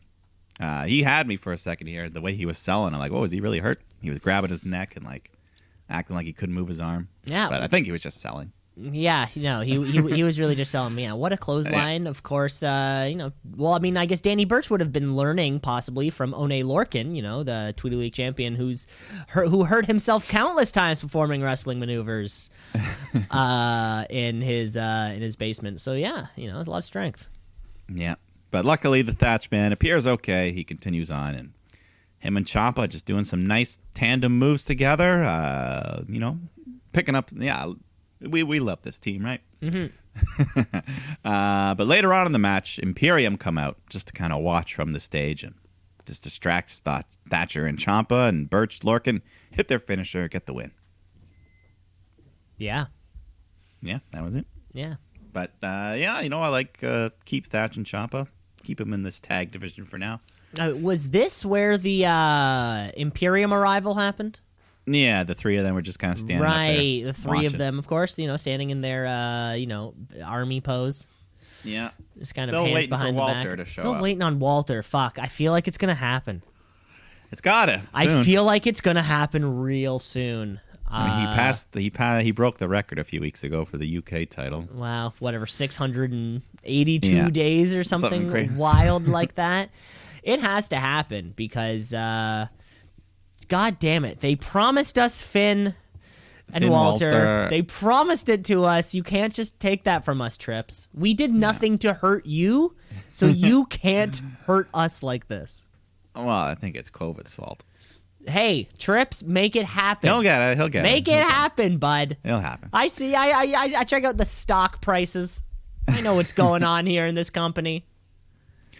Well, Roderick Strong comes out, and he had something in his hand. He just kind of slammed down. I don't know what it was. Doesn't matter. I don't think I noticed that. It wasn't important. He didn't mention it. Well, clearly it wasn't important. I was wondering if it was like a friendship ring he gave him. But anyways, he talks about Adam Cole, but Finn Balor's the one that comes out instead and says, "Roddy, when you gonna learn, fella? He's not coming out." But anyways, Roddy's like, "Hey, Finn, fuck you. Undisputed Era was doing just fine until you started getting involved." And anyways, he said, "It's not my fault, boyo, but I know how to get Adam Cole out here." So next week, Adam Cole versus Finn Balor for the NXT Championship. And as for you, Roddy, you'll never be a leader. Always a follower. So until you get a little more greedy, you get that killer instinct like a prince. And then Roddy just interrupts him, tackles him down, and they start fighting. So they'll have a match later on. But next week on gratis television, we've got a championship match for Not the one, NXT. Not one, but two. Not one, but two. Yeah. Oh my God. Women's title match as well. They're stacking the card for next week. It's not even a Halloween Havoc or anything. They're not even giving it a fancy March little Madness. name. St. Patrick's Pot of Gold. St. Pat, yeah, NXT St. Patrick's Pot of Gold, and I'm sure, yeah. Well, maybe, well, shit. Adam Cole's winning that championship. Really? Yeah. You think so? Yeah. Only to lose it to Kyle? I think this is where we gotta, because this is where our Undisputed Era breakup drama can happen, but it needs to be over the championship. I think these guys did too much in NXT to have their feud with, nothing but pride at stake. Well, the fact that I really don't know makes it even more interesting. I have no idea who's going to win this thing. No, I too have no idea. It's not like No, I know, but it's I mean, not the like fact- I'm texting someone on the creative team. I know that. I mean, the fact that you think Adam Cole's going to win it surprises me because I don't think he will. There we I go. think he's There we main go. roster bound. I think he loses and then he's up to the main roster. Up to the main roster, leaving behind Whether this, he likes it or not. this unopened can of worms. Well, they're going to have he'll fight Kyle O'Reilly before he goes up, I think, Okay. once, maybe. I don't know. We'll Okay. see. Well, Yeah, we'll yeah, see. yeah. We'll see it. The match with Finn determines the course. Amen. But we got some serious business to get to because there's a family in shambles. We have some therapy. We go to Central Florida Psychiatry Center where the Gargano family's here. They're talking about their Dexter Loomis problem, and Austin just acts like he wasn't even kidnapped. Says the two of them, just two good dudes having a good time. And Indy Hartwell's just dropping all these hints that she's attracted him, drawing little hearts with his names in it. Johnny's just getting pissed off and yelling at this old lady doctor about everything. And she says this hostility is exposing his own deep-rooted issues. And he freaks out, smacks over her pencil. So she yells at him and kicks him out of her office. And that was only chapter 1. It was only chapter 1. Yeah, this. Yeah, we'll get more of that. But The tortured artist. I do like this little nickname Dexter Loomis has gotten. and by all accounts, he's not that bad a guy when you actually hang out with him. Yeah, he seems like he's only taking out the heels. So if you're a nice Yeah. person, he's gonna leave you be. Yeah, he's never attacked Leon Ruff or anything. He'll never attack Leon Ruff because Leon Ruff can do no wrong. We go backstage where Cameron Grimes, he's still wheeling and dealing with his money, and William Regal approaches him. Says, you hit a crew member last week. We have a potential lawsuit on our hands. But Grimes is ready to pony up, and Regal says, don't worry about the money. It's you I'm not happy with. So tonight you're going to face Bronson Reed. Bronson Reed, the thick boy. Yeah. Is that what they call him, or is that just what you call him? It was on his graphic, for that ladder match. Then after and you'll never forget it. I'll never forget it. I don't know why. I don't even think they put it on his graphic anymore. No, now he's like the Godzilla thing with the city, and I don't know. It's a whole new thing. He's not the tick boy anymore. Oh, that's too bad. Aaliyah is taking on Ember Moon. She's got the Robert Stone brand on her side. Yeah, I like Aaliyah. She's always on the lower card, but she works hard. Mm-hmm. She's like a Lana Liv Morgan type. And I see that Robert Stone's injuries have recovered after being run over by a tank. Yeah. It's also nice to see he's not hobbling or anything. Well, he's still got some PTSD because Shotzi came out on the tank and he looked over like, oh, don't you dare. And he still looks like Tony Khan. Or does Tony Khan Yeah. look like Robert Stone? I cannot tell anymore. I don't know. But anyways, back in the ring, Ember Moon hits Aaliyah with the Eclipse, who does a great job selling. And Moon gets the win. Why not? Yeah, Why good not? Canadian girl, Aaliyah. That's why I support her more. Good Canadian performer. I love seeing it. And then we get the match we've been waiting for. The women's tag team titles. Nia Jax, Shayna Baszler defending against Dakota Kai and Raquel Gonzalez. And, Dakota, Shayna, they have some in-ring history here. They play off that. They also have some real-life chemistry, I've been told that they are dating. They're a couple. That's interesting. Really? Dakota and Shayna? Yeah, apparently. Learn something new every day. Yeah. But anyways, they're looking good. They're working well together in the ring. I got to say, even Nia Jax didn't look too bad in this match. They limited her. The stuff she did wasn't too dangerous. She was doing some stretch muffler submissions on Dakota, targeting the knee. We don't see too many submissions from Nia. But anyways, Raquel gets in there. She starts running wild, hitting everybody. yeah, I think Dakota, they're working over her knee. That's always injured, so that gives out at some point. And Shayna locks in the Kirifuda clutch. Dakota Kai's starting to fade, but she gains some life, fights her way over to the corner. She tags in Raquel. So Raquel's now legal, and she saves Dakota, boots Nia off the apron. But at the same time, the ref gets like sandwiched in between them, so the ref's knocked out. And then Nia, Raquel take each other out. So back in the ring, Baszler locks in Kai in the Kirifuda clutch. But there's no ref around. But then Adam Pearce makes a rare NXT appearance. Rare, possibly the debut. Possibly. And he's ordering a backup ref to come down to the ring. But this is the Monday Night Raw official. The ref runs down, rings the bell as Dakota Kai is passed out. But she was not even the legal woman in this match, or at this time. So this whole thing stinks. The match is over. They grab the belts. They run off. But there's got to be Adam Pearce is normally so impartial. This was very out of character for him. And where's William Regal throughout all this? This is his play. Where's Trips? Trips should be storming down there. Go fuck yourself, Adam Pearce. We'll get to it. Well, they address it, but this was a screw job of big proportions. This was a screw job. We've gotten a couple of screw jobs lately, haven't we? Yeah, but this was she was not the legal woman. So. Anyways, Nia Jax, Shayna retain, according to the record books.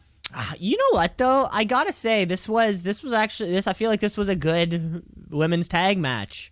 One of the better ones that we've seen. One of Nia's best matches ever. Coming out of this team. I mean, fuck. If we deserve the rematch, can we push this to Mania?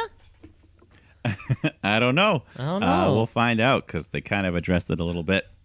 Well, I think we cut backstage. We see like Regal and Adam Pearce arguing in this classroom, so we don't know what they're saying.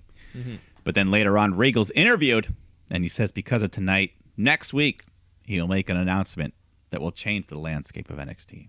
Wow. And who knows what that could mean? NXT 2? And NXT, like the backup show? I don't think that. I mean, NXT women's tag titles? The NXT women's tag titles? Well, I don't know. I don't know. Do we want that? I'm not sure. I don't know. I don't think they need them. But I don't know what this announcement's going to be because I don't know. It's got to be something involving the women tag team, doesn't it? You would think, especially making his announcement after something so big. Yeah. We'll see. Either way, Dakota and Raquel got screwed, so they deserve something. They deserve a shot. But we go back for more therapy here, talking about Loomis. He's on the outside, but he's texting Candice, so the therapist catches him and then kicks her out, kicks Indy out as well. So she's all alone with Austin now, and she wants to know what really happened on those 3 days that they were alone. But Theory just says, we had a great time. I was watching cartoons and eating cereal, and the therapist says she talked to Loomis this morning, and he couldn't wait to get rid of you. You were so obnoxious. Now, this almost felt like a thing, like there was almost like a pedophile situation, because now Loomis has now convinced little Austin Theory that they were just watching cartoons and eating candy. And Loomis's story is very different. You know, we're going places. Still not a bad guy, though. So he cries, he runs out of the room, and Johnny comes back in, calls the lady a monster, but then he secretly pays her. So it was all a bit. This lady did not actually talk to Loomis, so we don't know. I don't think he's a pedophile. But anyways, LA Knight comes out, and he cuts a nice promo, just giving us the lowdown on who he is, and, you know, he's just a really good talker, that guy. Yeah, he's he you know, I mean, came out in those cool little. When you look cool too, when the shade on your sunglasses match the color of your leather jacket. Yeah, blue leather with blue shades. That's a good combo. I gotta say it. Yeah. I'm excited. Then we get Bronson Reed, the thick boy, taking on Big Money Grimes as he tries to bribe his way out of the match. Gives some cash to Bronson, but he doesn't take it. But, you know, Grimy shows he can still fight. Doing all right here. Up until Reed hits a big suicide dive. And then he climbs up the top rope. But then LA Knight comes back out.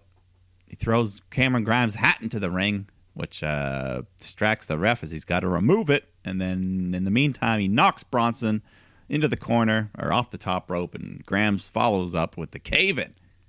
Get a nice win for Cameron Grimes. Yeah, we can't have somebody tripping over a 12-gallon cowboy hat. That would hurt somebody. Yeah, so nice win for the Money Man Grimes. I like it. Yeah, he's. In LA Knight, was he beefing with Reed or is he teaming with Grimes? What's his deal? Who knows? Cameron Grimes is a weird motherfucker, though. So we got to find We got to find something else that's weird, or he's just ridiculous. We need to find another ridiculous guy on this roster match him? to match his ridiculousness. Starring Rob Dyrdek. Yeah. Well, then we get Everrise supposed to take on Breezango. But Legado del Fantasma just come out and attack Breeze, and Escobar comes out, and they just beat up everyone. Cut a promo. So he's angry. Yeah, he needs a 205 challenger. Yeah, I don't know what's going on with this cruiserweight. Yeah, because once he won it... then nothing. Then nothing. Then we go to the main event of the night. Finn Balor taking on Roderick Strong. Balor's just kind of slowly going through all the members of Undisputed Era here. Whenever Bobby Fish tries to come around, he needs to get in there. He needs to have at least one match with Balor. I feel like Bobby Fish gets injured for 6 months once a year. Every 9 months, he has a 6-month injury. Then he's back for 3 months. Then he's back. He's back out for another 6. What an odd guy.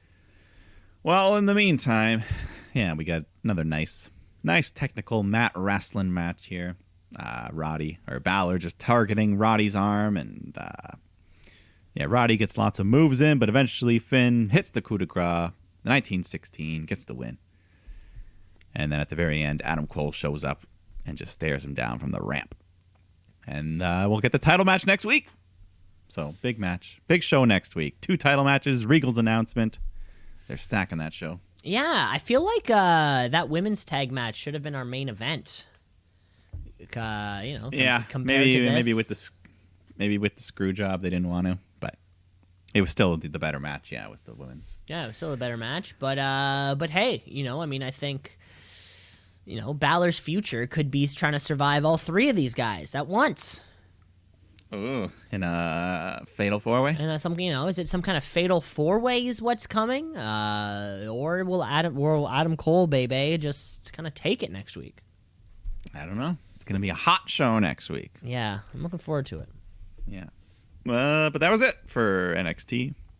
That was it for NXT. Let's move over on Wednesdays. Dynamite time. AEW.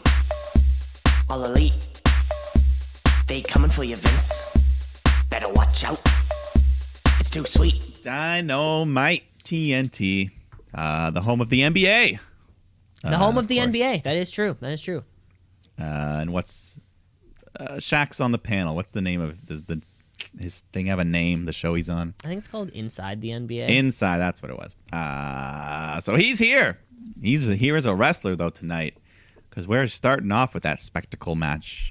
Cody Rhodes, Red Velvet, taking on Jade Cargill and Shaquille O'Neal himself. And not only Shaq's first match, this is also Jade's first match in AEW as well. So, has she not even been getting time on Dark there? Not even on Dark, no. Wow. I think she's pretty new to the business, but she's jacked. She's not new to working out. Yeah, she does. She felt pretty green. But hey, shit's gonna happen. Shit's gonna happen. Shaq, he's the one that starts out in the ring. Cody's trying to grapple him, but he just gets tossed away, and Shaq's just hitting a bunch of big chops onto Cody in the corner. Eventually, Jade takes herself in, and Jade, Cargill, she kind of reminds me a bit of Bianca Belair. Just not as good yet, but that athleticism, she's got that strength, the cockiness. Yeah. But anyways, Cody, he knocks Shaq off the apron, and when he's standing, or I think Austin Gunn shows up, hits him in the back with a steel chair. And the Nightmare family just jump the barricade. But Shaq just slams them all around. Red Velvet hits a big moonsault to the floor, and At this point, Jade pulls out a table, sets it up, and then Red Velvet pulls out a second table, sets it up. So we got 2 tables on the floor now. And then Shaq, he's back in the ring. He hits a big power bomb with a little Brody Lee tribute thrown in. But Cody kicks him in the head, and then he has this little Andre the Giant moment when he slams Shaq down with a scoop slam. That was a big moment. Shaq's a big boy. He's a big boy. So Jade, Red Velvet, they're the legal participants. They're fighting in the ring. Meanwhile, Shaq's on the apron when Cody just comes running in, dives over the top ropes with a big crossbody splash, and they both fall down, breaking through the tables. So it was a pretty impressive bump for Shaq. Both tables. And Cody, clears the top rope on this kind of crossbody. It's not a suicide dive. It's a crossbody. It was over the top. And Shaq catches him over top. I was like, wow, that's a suicide dive jump would have to been get up there. Yeah, suicide dive would have been right in Shaq's crotch. That's probably that's props to Shaq. He took a blind bump just backwards. He just fell back through the tables, took it well. You could see right away when they went down, Cody just was talking to Shaq like, hey, you okay, buddy? Yeah, you could see that little oh, that was a good one. Just talking to him. Yeah. Thanks, Cody. Thanks, man. That was good. Thanks, Cody. That was really good. But, Shaq did a good job selling. He was just down the rest of the match. Cargill's stunned. She turns around into a big spear from Red Velvet. But then Kevin Dunn was working the cameras. We missed the whole spear here on this cutaway. But anyways, Jade kicks out of that. And soon after, she hits the Glam Slam to get her win for her and Shaq. So Shaq gets a big win here. The Glam Slam. Is that what we're calling that little face buster she had there? I mean, that's what Beth Phoenix called it. At the end? That's what Beth... Oh, okay. She probably has a different name for it that's less glammy. Right. More mean. Yeah, like you said, Jade is green. But, the women pulled... They pulled the weight in this match. They did most of the wrestling. For sure. Yeah, we got those few little Cody Shaq spots. Enough to get Shaq in there, have him go through the tables. That's, there's your... that was cool, though. That was a good highlight. TSN will play that. Of course. YouTube's going to have it on their top thing or whatever. So, this wasn't a disaster. No, I think it went about as well as it... or even better than I expected. It went as well as I think we expected it to. Or, they didn't overdo it. It went better than it went better. The big table bump, the power bomb looked pretty good. And he did a good job selling at the end. He was down there for the whole time. Even after the win, they loaded him up into an ambulance. Yeah. Although it was weird because then Tony Schiavone goes to interview him, and then he opens the ambulance door, and he's gone. He's gone. He's a magician. Interesting. It's Kazam or Shazam all over again. He Shazammed himself. Yeah. That was a little bit odd, but hey. But either way, though, Shaq is 1-0 in AEW. Amen. And these records are officially recorded. He's there. I mean, a couple more, and he cracked the top 5. But then we get some tag action here. Rey Fenix and Pac taking on D3 and John Skyler, who I don't know much. I mean, I think I remember John Skyler, but D3, I don't know. I don't think I remember either of these people. Yeah, it doesn't really matter. Where's is Penta hurt? He has been hurt. And I remember it was a little while ago they did some angle where they attacked him backstage. They just beat him up. Yeah, I think so. Yeah. Like Jake the Snake and Lance Archer. Yeah. And then apparently I learned that wasn't even Penta. It was just some guy in a Penta costume because he wasn't there, and they just beat him up to buy some more time. Okay. But he's booked for that ladder match at Revolution, so... All right, let's see if it happens. But anyways, this tag match here is just a quick flurry, fast offense. Phoenix Pac get the dominant win. Pac. Love seeing Pac. Now he's back. The bastard Pac. Yeah.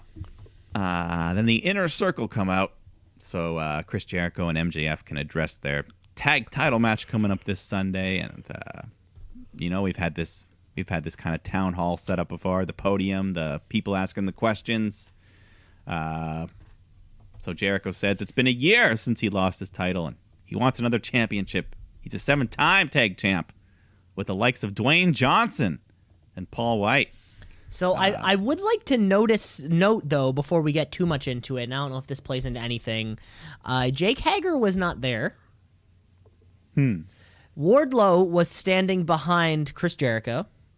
Yeah. And Santana and Ortiz were standing behind MJF. I don't know. I did kind of notice this thing right off the bat. Last time we saw one of those press conferences, I think was MJF Moxley or Jericho Moxley. So, like people are standing on the sides that they represent. I don't know. Just saying. Just saying. Okay. No, I like it. It's the details. It's the details. Subtle details. I mean, hey, also a Dwayne Johnson name drop. Hey, could that mean something? Well, hey, it's one of NBC's most popular primetime television shows right now. So what, Young Rock? Young Rock, baby. Young Rock last week did better than SmackDown, Raw, and NXT put together. Yeah, probably. Funny. Yeah, I noticed that. Peacock, get the Peacock. But anyways, Jericho brings up those legends and says none of them are better than MJF. So we're gonna beat up the Young Bucks just like we did to their stupid father. Papa Buck. Then we get some guest people to ask some questions, like Comrade Thompson, who shows up and he asks if Sammy Guevara is going to be let back in the Inner Circle. And MJF calls him Turkey Tits. Jericho says, I never want to hear that name again, fathead. Get out of here. And then for the second time, Eric Bischoff shows up. I think he was at the last town hall. Yeah, he was. He was the moderator in the Orange Cassidy Chris Jericho meeting. Yeah. So him and Jericho, they're always tangled. So Jericho yells at him. The Young Bucks come out. They put over Papa Buck and say without him there would be no Bucks and probably no AEW. So they get all fired up and super kick crazy and start hitting people all around. But then the Inner Circle starts outnumbering them until referees come out, and then the Good Brothers come out to help with the Bucks. They bring out some tables. So Matt and Nick, they both hit these big dives, like off the stage and off the entrance ramp, crashing through Santana and Ortiz. Went through 2 tables on this one. Yeah, double tables. Boy, matches coming up on Sunday. Yeah. But in the meantime, FTR and Tully Blanchard getting in the action here, taking on Jurassic Express in a 6-man tag match. And they came out wearing the old NWA belts, the old tag and US belt, I think. Yeah, they had that highlighted on the little ticker under there. Yeah. So Tully getting right in the mix though. He's fighting. He's doing bumps, taking moves. JJ Dillon was there at ringside, who slips a shoe in at some point to use as a weapon. But eventually I think Tully, his biggest moment, he hits a slingshot suplex on Marco. A Marco stunt. That was the biggest spot of the match. Yeah, the big ovation from the crowd that was there. They popped for that. So that was fun. But Luchasaurus, Jungle Boy, they gain control. Jungle Boy goes for a suicide dive when this member of the AEW crew just jumps in the way and messes him up. See, this is why you always properly interview. Yeah, this guy is a klutz. This guy, he's just running out into the middle. Come on, he could be drunk for all we know. Yeah. Or not. Because shortly after, this same dude, he nails Jungle Boy in the head with a foreign object. Maybe a camera or something. But this allows FTR and Tully to hit the triple team spike pile driver. And Tully is the one who pins Luchasaurus to win the match for his team. And then the masked helper reveals himself to be Shawn Spears. Yes. He's here. Yes. And blonde. And blonde. I like it. Yeah, Shawn Spears. Him and Tully have some history, but, combine their power with FTR, then we really got something going. Because, when FTR came in, Shawn Spears kind of got the... remember when every match would be Shawn Spears and Tully, sitting in the crowd? Looking over, they're studying what's happening. As soon as FTR came into the fold, he got pushed off to the side. There's no reason he still can't be there. Yeah. They even did, I think at the very end, Arn Anderson came out and held up the little 4 Horsemen sign. I know he did. God. So... Does that mean, the guys in the ring are the 4 Horsemen? Like Tully, FTR, and No, I think Spears? he was looking at Dylan. He's looking at Tully. Oh, Dylan. But where's Ollie? Well, and where's Ric Flair? And I think that's really what's holding them back now. Ric Flair's the only one that I don't think would... would. Yeah, not while Charlotte's What's in it WWE. called? What's it called when you're on strike but like you cross the floor? Picket line? Yeah, there's like a certain word I'm looking for. Yeah, Anyways. crossing the floor Ric is like Flair's, the I think, political thing. crossing the floor, right, like Belinda Stronach. I think Ric Flair's the only one that's not going to do that. Yeah. I know, and he's going to be the one Well, holding not while it Charlotte's back. working for them. That's for sure. Yeah, I mean, If well, Charlotte went to AEW, then Ric Flair. oh, well, Charlotte went to AEW. It's fucking game over for everything. Well, yeah, so that was a fun little segment there. Yeah, Sean it Spears. was a fun little match. Good to see Sean Spears back, and hey, I mean, it's tag action. Can't go wrong. Yeah. Then Tony Schiavone comes out, talks a bit about AEW Dark Elevation, this new show. We still don't know all the details about it, do we? No, but it's on Monday nights, and Paul Wight is doing commentary. That's about all I know. Well, let's bring him on out here. We bring out our latest AEW signing, Paul Wight. It's the Paul Wight. Whoa, yeah, he comes out. Big Paul Wight. Well, he's got this shirt on that says "No more BS." So, Big Show, get it? I get it. Yeah, no more BS.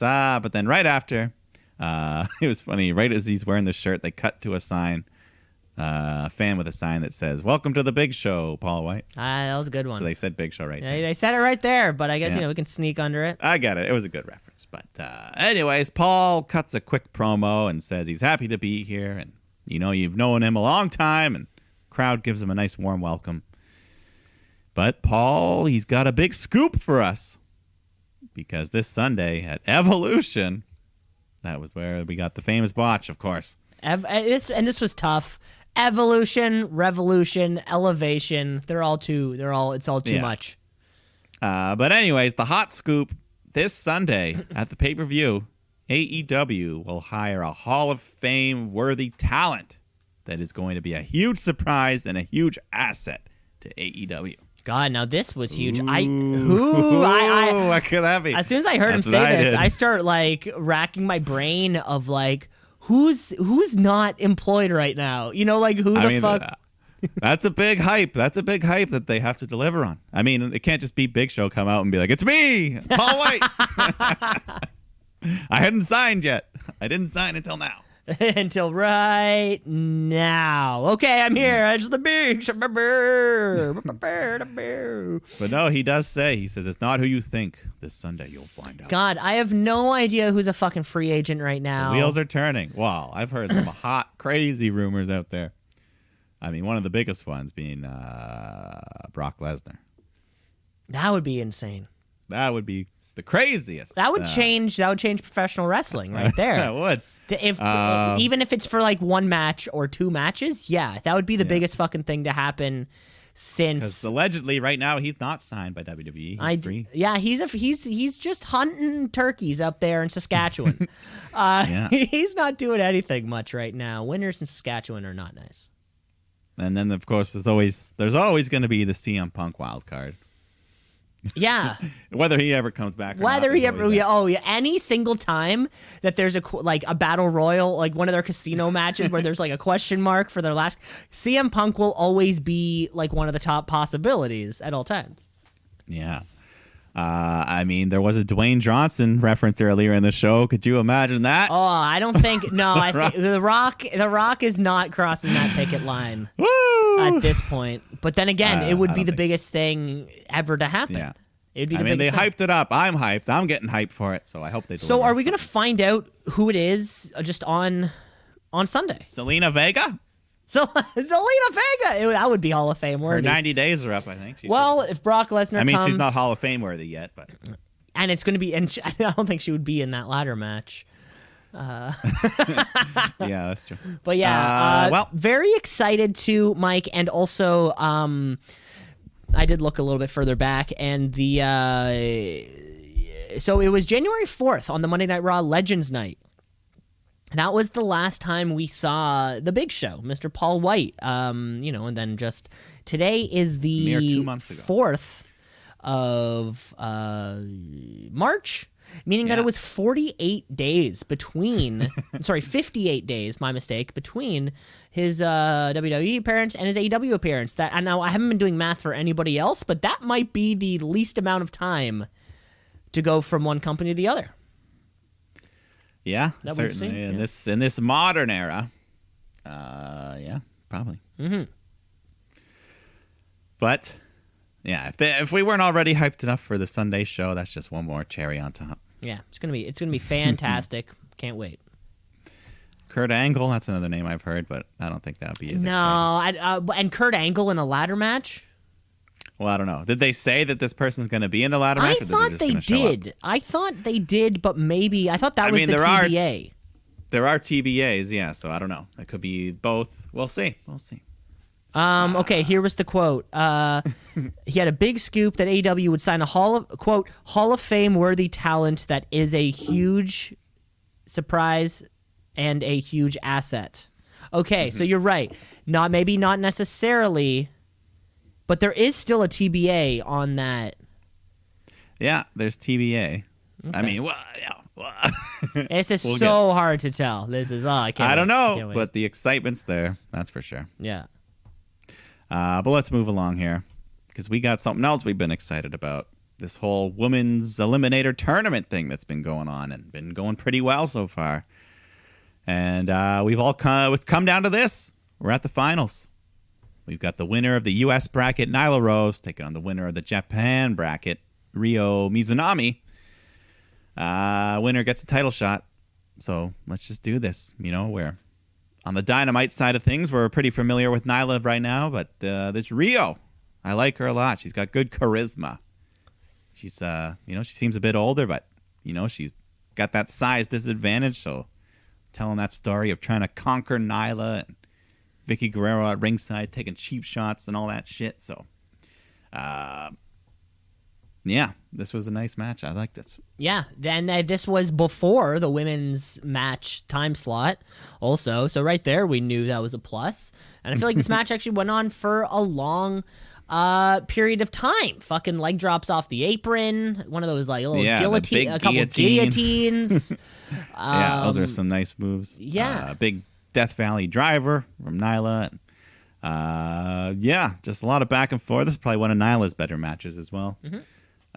But this Mizunami, I like her. She won't go down. She's got that fiery babyface comeback. She hits a big spear and then a big leg drop off the top rope. And that gets her the 3 count. So huge victory for Mizunami here. And she will face Hikaru Shida for that women's title on Sunday. And will she win it? We don't know. This was the right decision, if you want to book somebody, different in a matchup we haven't seen before. But the entire tournament, it's tough to see that. I mean, if Hikaru Shida wins the belt this weekend, it almost feels like the tournament was for nothing. Yeah. So if that is the case, who knows? It could be the case though. Ryo Mizunami, she could be the one to maybe try something new here in the NXT Women's Division. Yeah, I'd let her have a little run here, win the belt, especially hopefully. I guess she'd have to stay over in America for a while then. Yeah, why the heck not? But yeah, good match. I like this. The whole tournament was a success. They even had a little trophy for her at the end, which Hikaru Shida presented. And then she shakes her hand and then sucker punches her and she asks her to hit her back. So they just exchange blows and stare down. Smack. And yeah, and hopefully it is, when you have a tournament, you build it up so much. I'm just worried that it's going to be a 12-minute match as we cool off from something super hot. Yeah. Well, it's pay-per-view. They can go as long as they want. If they want, yeah. We'll see. But, yeah, either way, we got some great women matches on Dynamite out of this tournament. Mm-hmm. Would have liked to have a few more maybe on TV instead of YouTube, but it was all good. What you gonna do? What you gonna do, brother? Tony Schiavone brings out Sting to cut one last promo to hype up this street fight against Team Taz. But then Ricky Starks comes out, smacks Sting in the face, but Stinger just beats him all around, right out of his shoes. And then locks in the Scorpion Deathlock. So the rest of Team Taz has to come out to help Starks and Brian Cage is ready to powerbomb Sting again when Darby comes out, makes a save. So him and Sting just clean house, stand tall one last time. One last time, thank God. Because, I mean, it's the same promo we've had for a month now, right? Yeah. I'm ready to just get to the match. Thank Christ. I can't wait to finish the match and then have something new. This kind of overstayed its welcome, but yeah, at least it's like fun. the TNT title has been forgotten about because of this. Almost forgotten about. Unfortunately. Feels like it's been forgotten about. Yeah. But speaking of that TNT title match, we got a qualifier for that Face of Revolution ladder match. So 10 Preston Vance take it on Max Caster of the Acclaimed. Nice match here. Back and forth. Jack Evans comes out of nowhere and nails 10 in the head with a boombox and then hides under the ring. Caster takes advantage, covers 10 to get the 3 count, earn a spot in the ladder match. So that's big for him, but it turns out afterwards Matt Hardy had handed Caster an envelope of $4,200 to pay him just to screw 10 over. Yeah. He just hates a Dark Order. So. Yeah, this one was a bummer for me. Preston Vance has been... The Dark Order does all their tag stuff, and Preston Vance has been getting non-tag opportunities. And it's funny to see him lose against a guy like Caster, who has, I guess, we've seen more of, but who we've only seen as that tag competitor. Yeah. I like this Preston Vance guy, so I think I would have liked to see him in the in this ladder match. But what you gonna do? Yeah, no, I think 10. Yeah, as a singles guy, has more behind him. A little potential. He seems like the only Dark Order. He's the only Dark Order singles guy. It would have been nice to have a Dark Order representation in that ladder match. Yeah. My only guess is maybe Max Caster can do a bunch of high flying. That's what I was going to say, is that he looks like he can do more flippity flops than than the other guy. But, there's still TBAs, so maybe Dark Order can get in. Yeah, there is still a TBA. But let's go to the main event. Matt Hardy and Mark Quinn fighting against John Silver and Hangman Adam Page. They just try to isolate Silver for a while until Hangman gets the hot tag, and he starts unloading on Quinn and dares Hardy to get in the ring with him, but he doesn't want to until later when Page is already down. But eventually he fights back. Page and Silver hit a big combo, ending with German suplex into the buckshot lariat, and that gets them the win. But right after, Hardy's a sore loser and just pounds him in the head with a microphone, and so Dark Order runs out to attack Hardy, but then all the other tag teams from the Battle Royal just come spilling out, and we get a big brawl to end the show, which kind of a weird way to end the show, I thought. As soon as they all came out, I started thinking to myself, oh my God, that's how many people are going to be in the ring at once.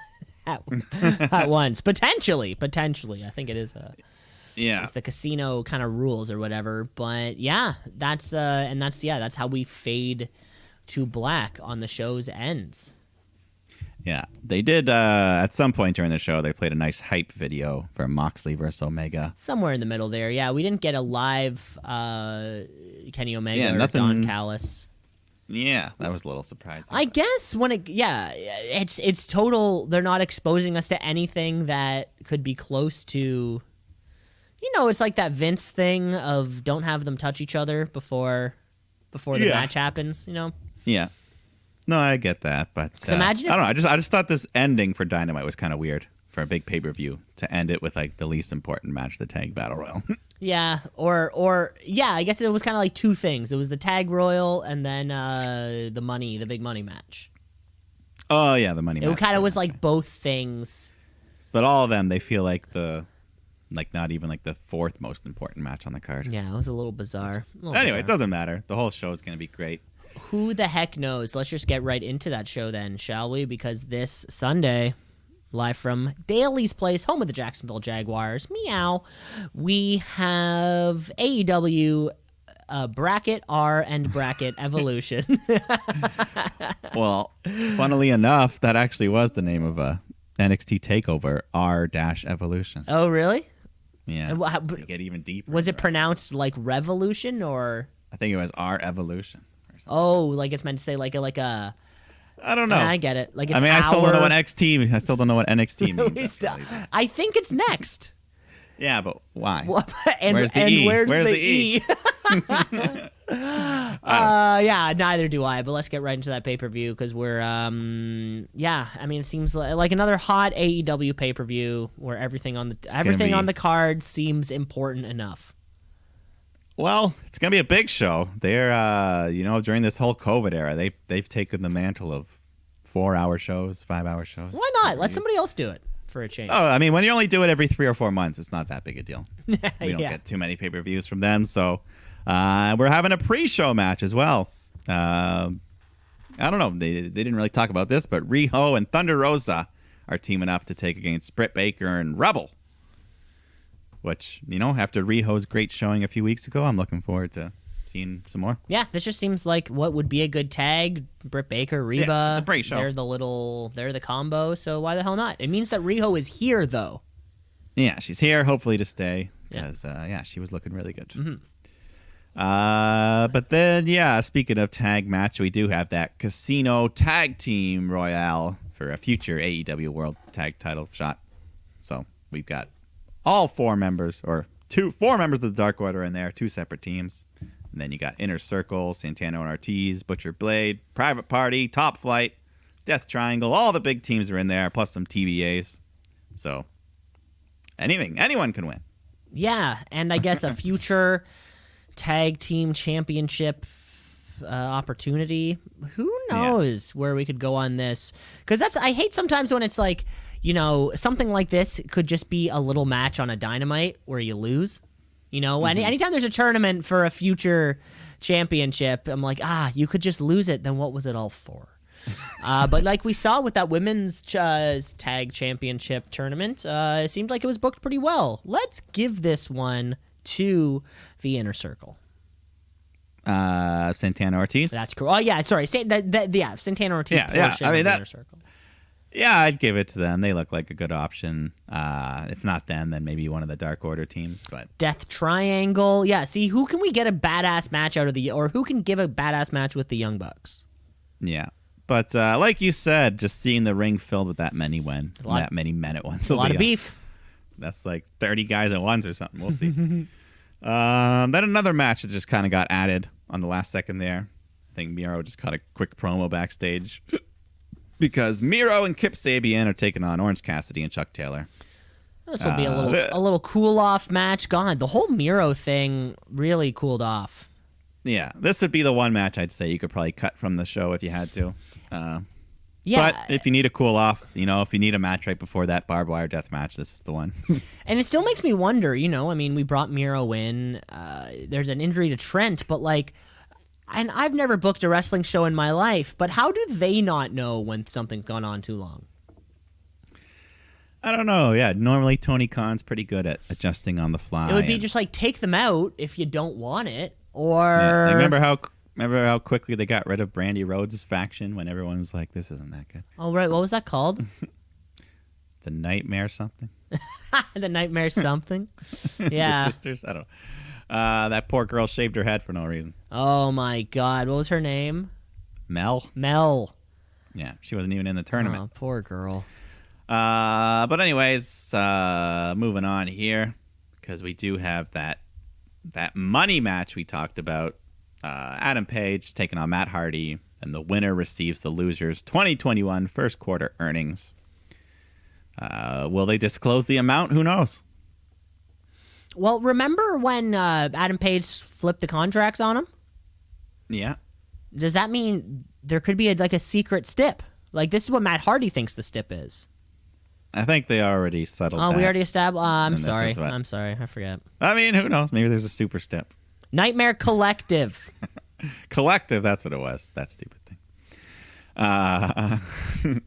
Then we got the Young Bucks taking on Chris Jericho and MJF for the tag titles. And this one could go either way. I don't know. I'd be happy with Jericho and MJF winning. Yeah, I think I see Young Bucks holding on to this still. Really? Unless, that being said, though, Chris Jericho and MJF as the tag champions could be the rest of the, the spark we need, or the flame we need to break up the inner circle completely. Yeah, I don't know. But, imagine if Santana Ortiz win earlier on in the night, then Chris Jericho and MJF win here.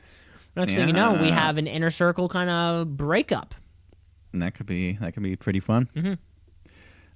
Papa Buck might show up at some point. Who knows? Oh, yeah. He could kind of have that Mrs. Dad role.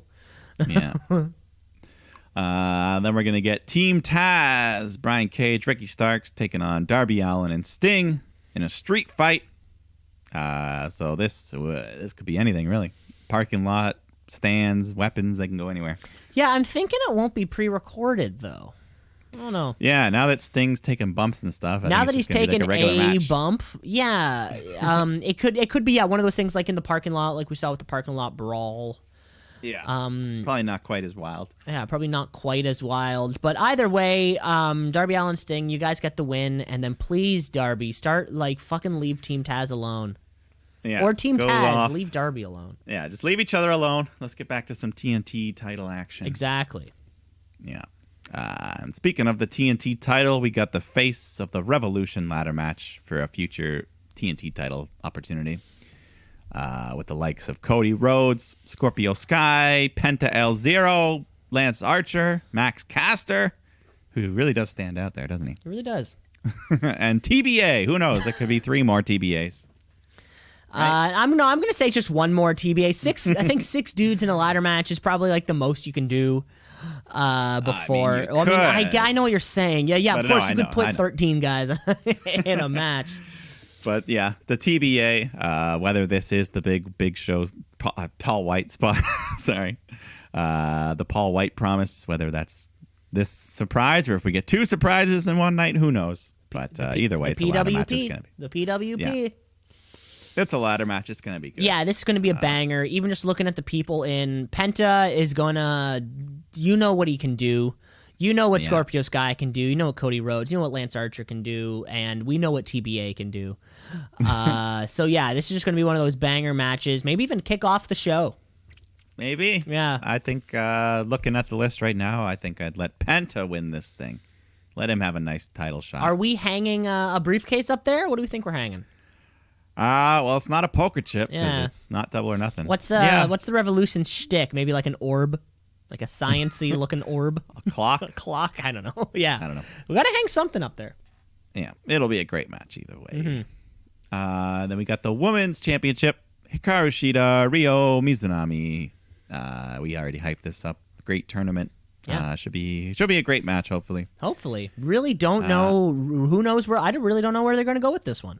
Yeah, I feel like it's been so long since we even saw Shida fight. So, yeah, I just want a good, clean match. Yeah, that's all I want. No shenanigans, please.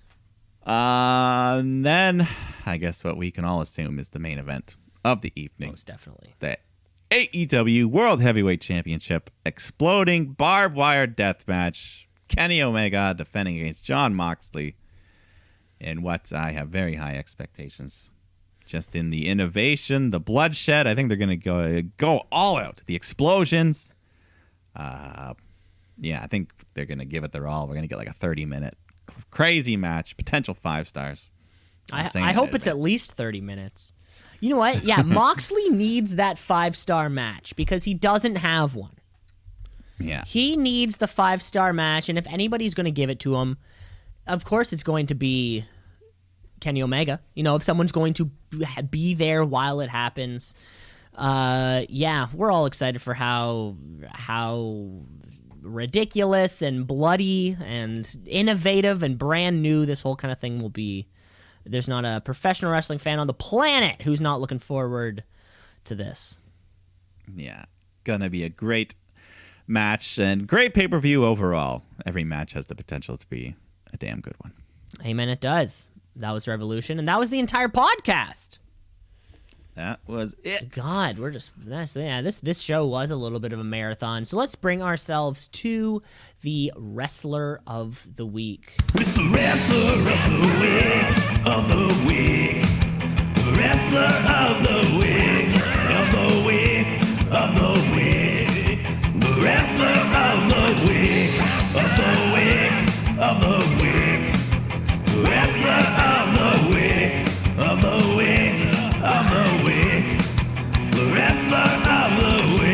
Mike, who do you got? Well, yeah, going in before this week happened, I was thinking maybe Dakota Raquel got a good chance if they had the big win there. But it didn't end quite the way we wanted it to with the screw job. But there was another person who got a huge win this week, the biggest of their career. I'm talking about new WWE champion Bobby Lashley, wrestler of the week. Well deserved. Yeah. You fight your entire career for something, and then eventually you get it, and wow. It was great to see. Yeah, you're exactly right. You know, I mean, there were so many possibilities. Would have been great. You know, had that women's tag match gone the other way, who the heck knows how things would have unfolded. But Mike, I got to be right there with you. Again, Bobby Lashley, the wrestler of the week. You know, you're the new fucking champion. Like that's a big deal. Yeah. And now, Monday Night Raw, two WWE title changes in the span of like 3 months. That's big. That is big. This WWE Championship, and we already gave our RIPs to Drew McIntyre last week. If that is, in fact, the end. But if not, it'll be great to see what happens here on the main event scene. Yeah, I mean, they can easily go to Drew and Lashley again if they want. Yeah. For WrestleMania, or they could do a triple threat with The Miz. Who knows? But we're on the fast track to the fast lane. Oh, baby, we're in the left-hand lane. Thanks for listening, folks. Rate, review, like, subscribe. The podcast is everywhere. We'll be back next week with Revolution highlights and, of course, our normal wrestling week as we carry down the road. Yeah, let's get to it. Let's get to it, folks. Thanks for listening. Okay, bye.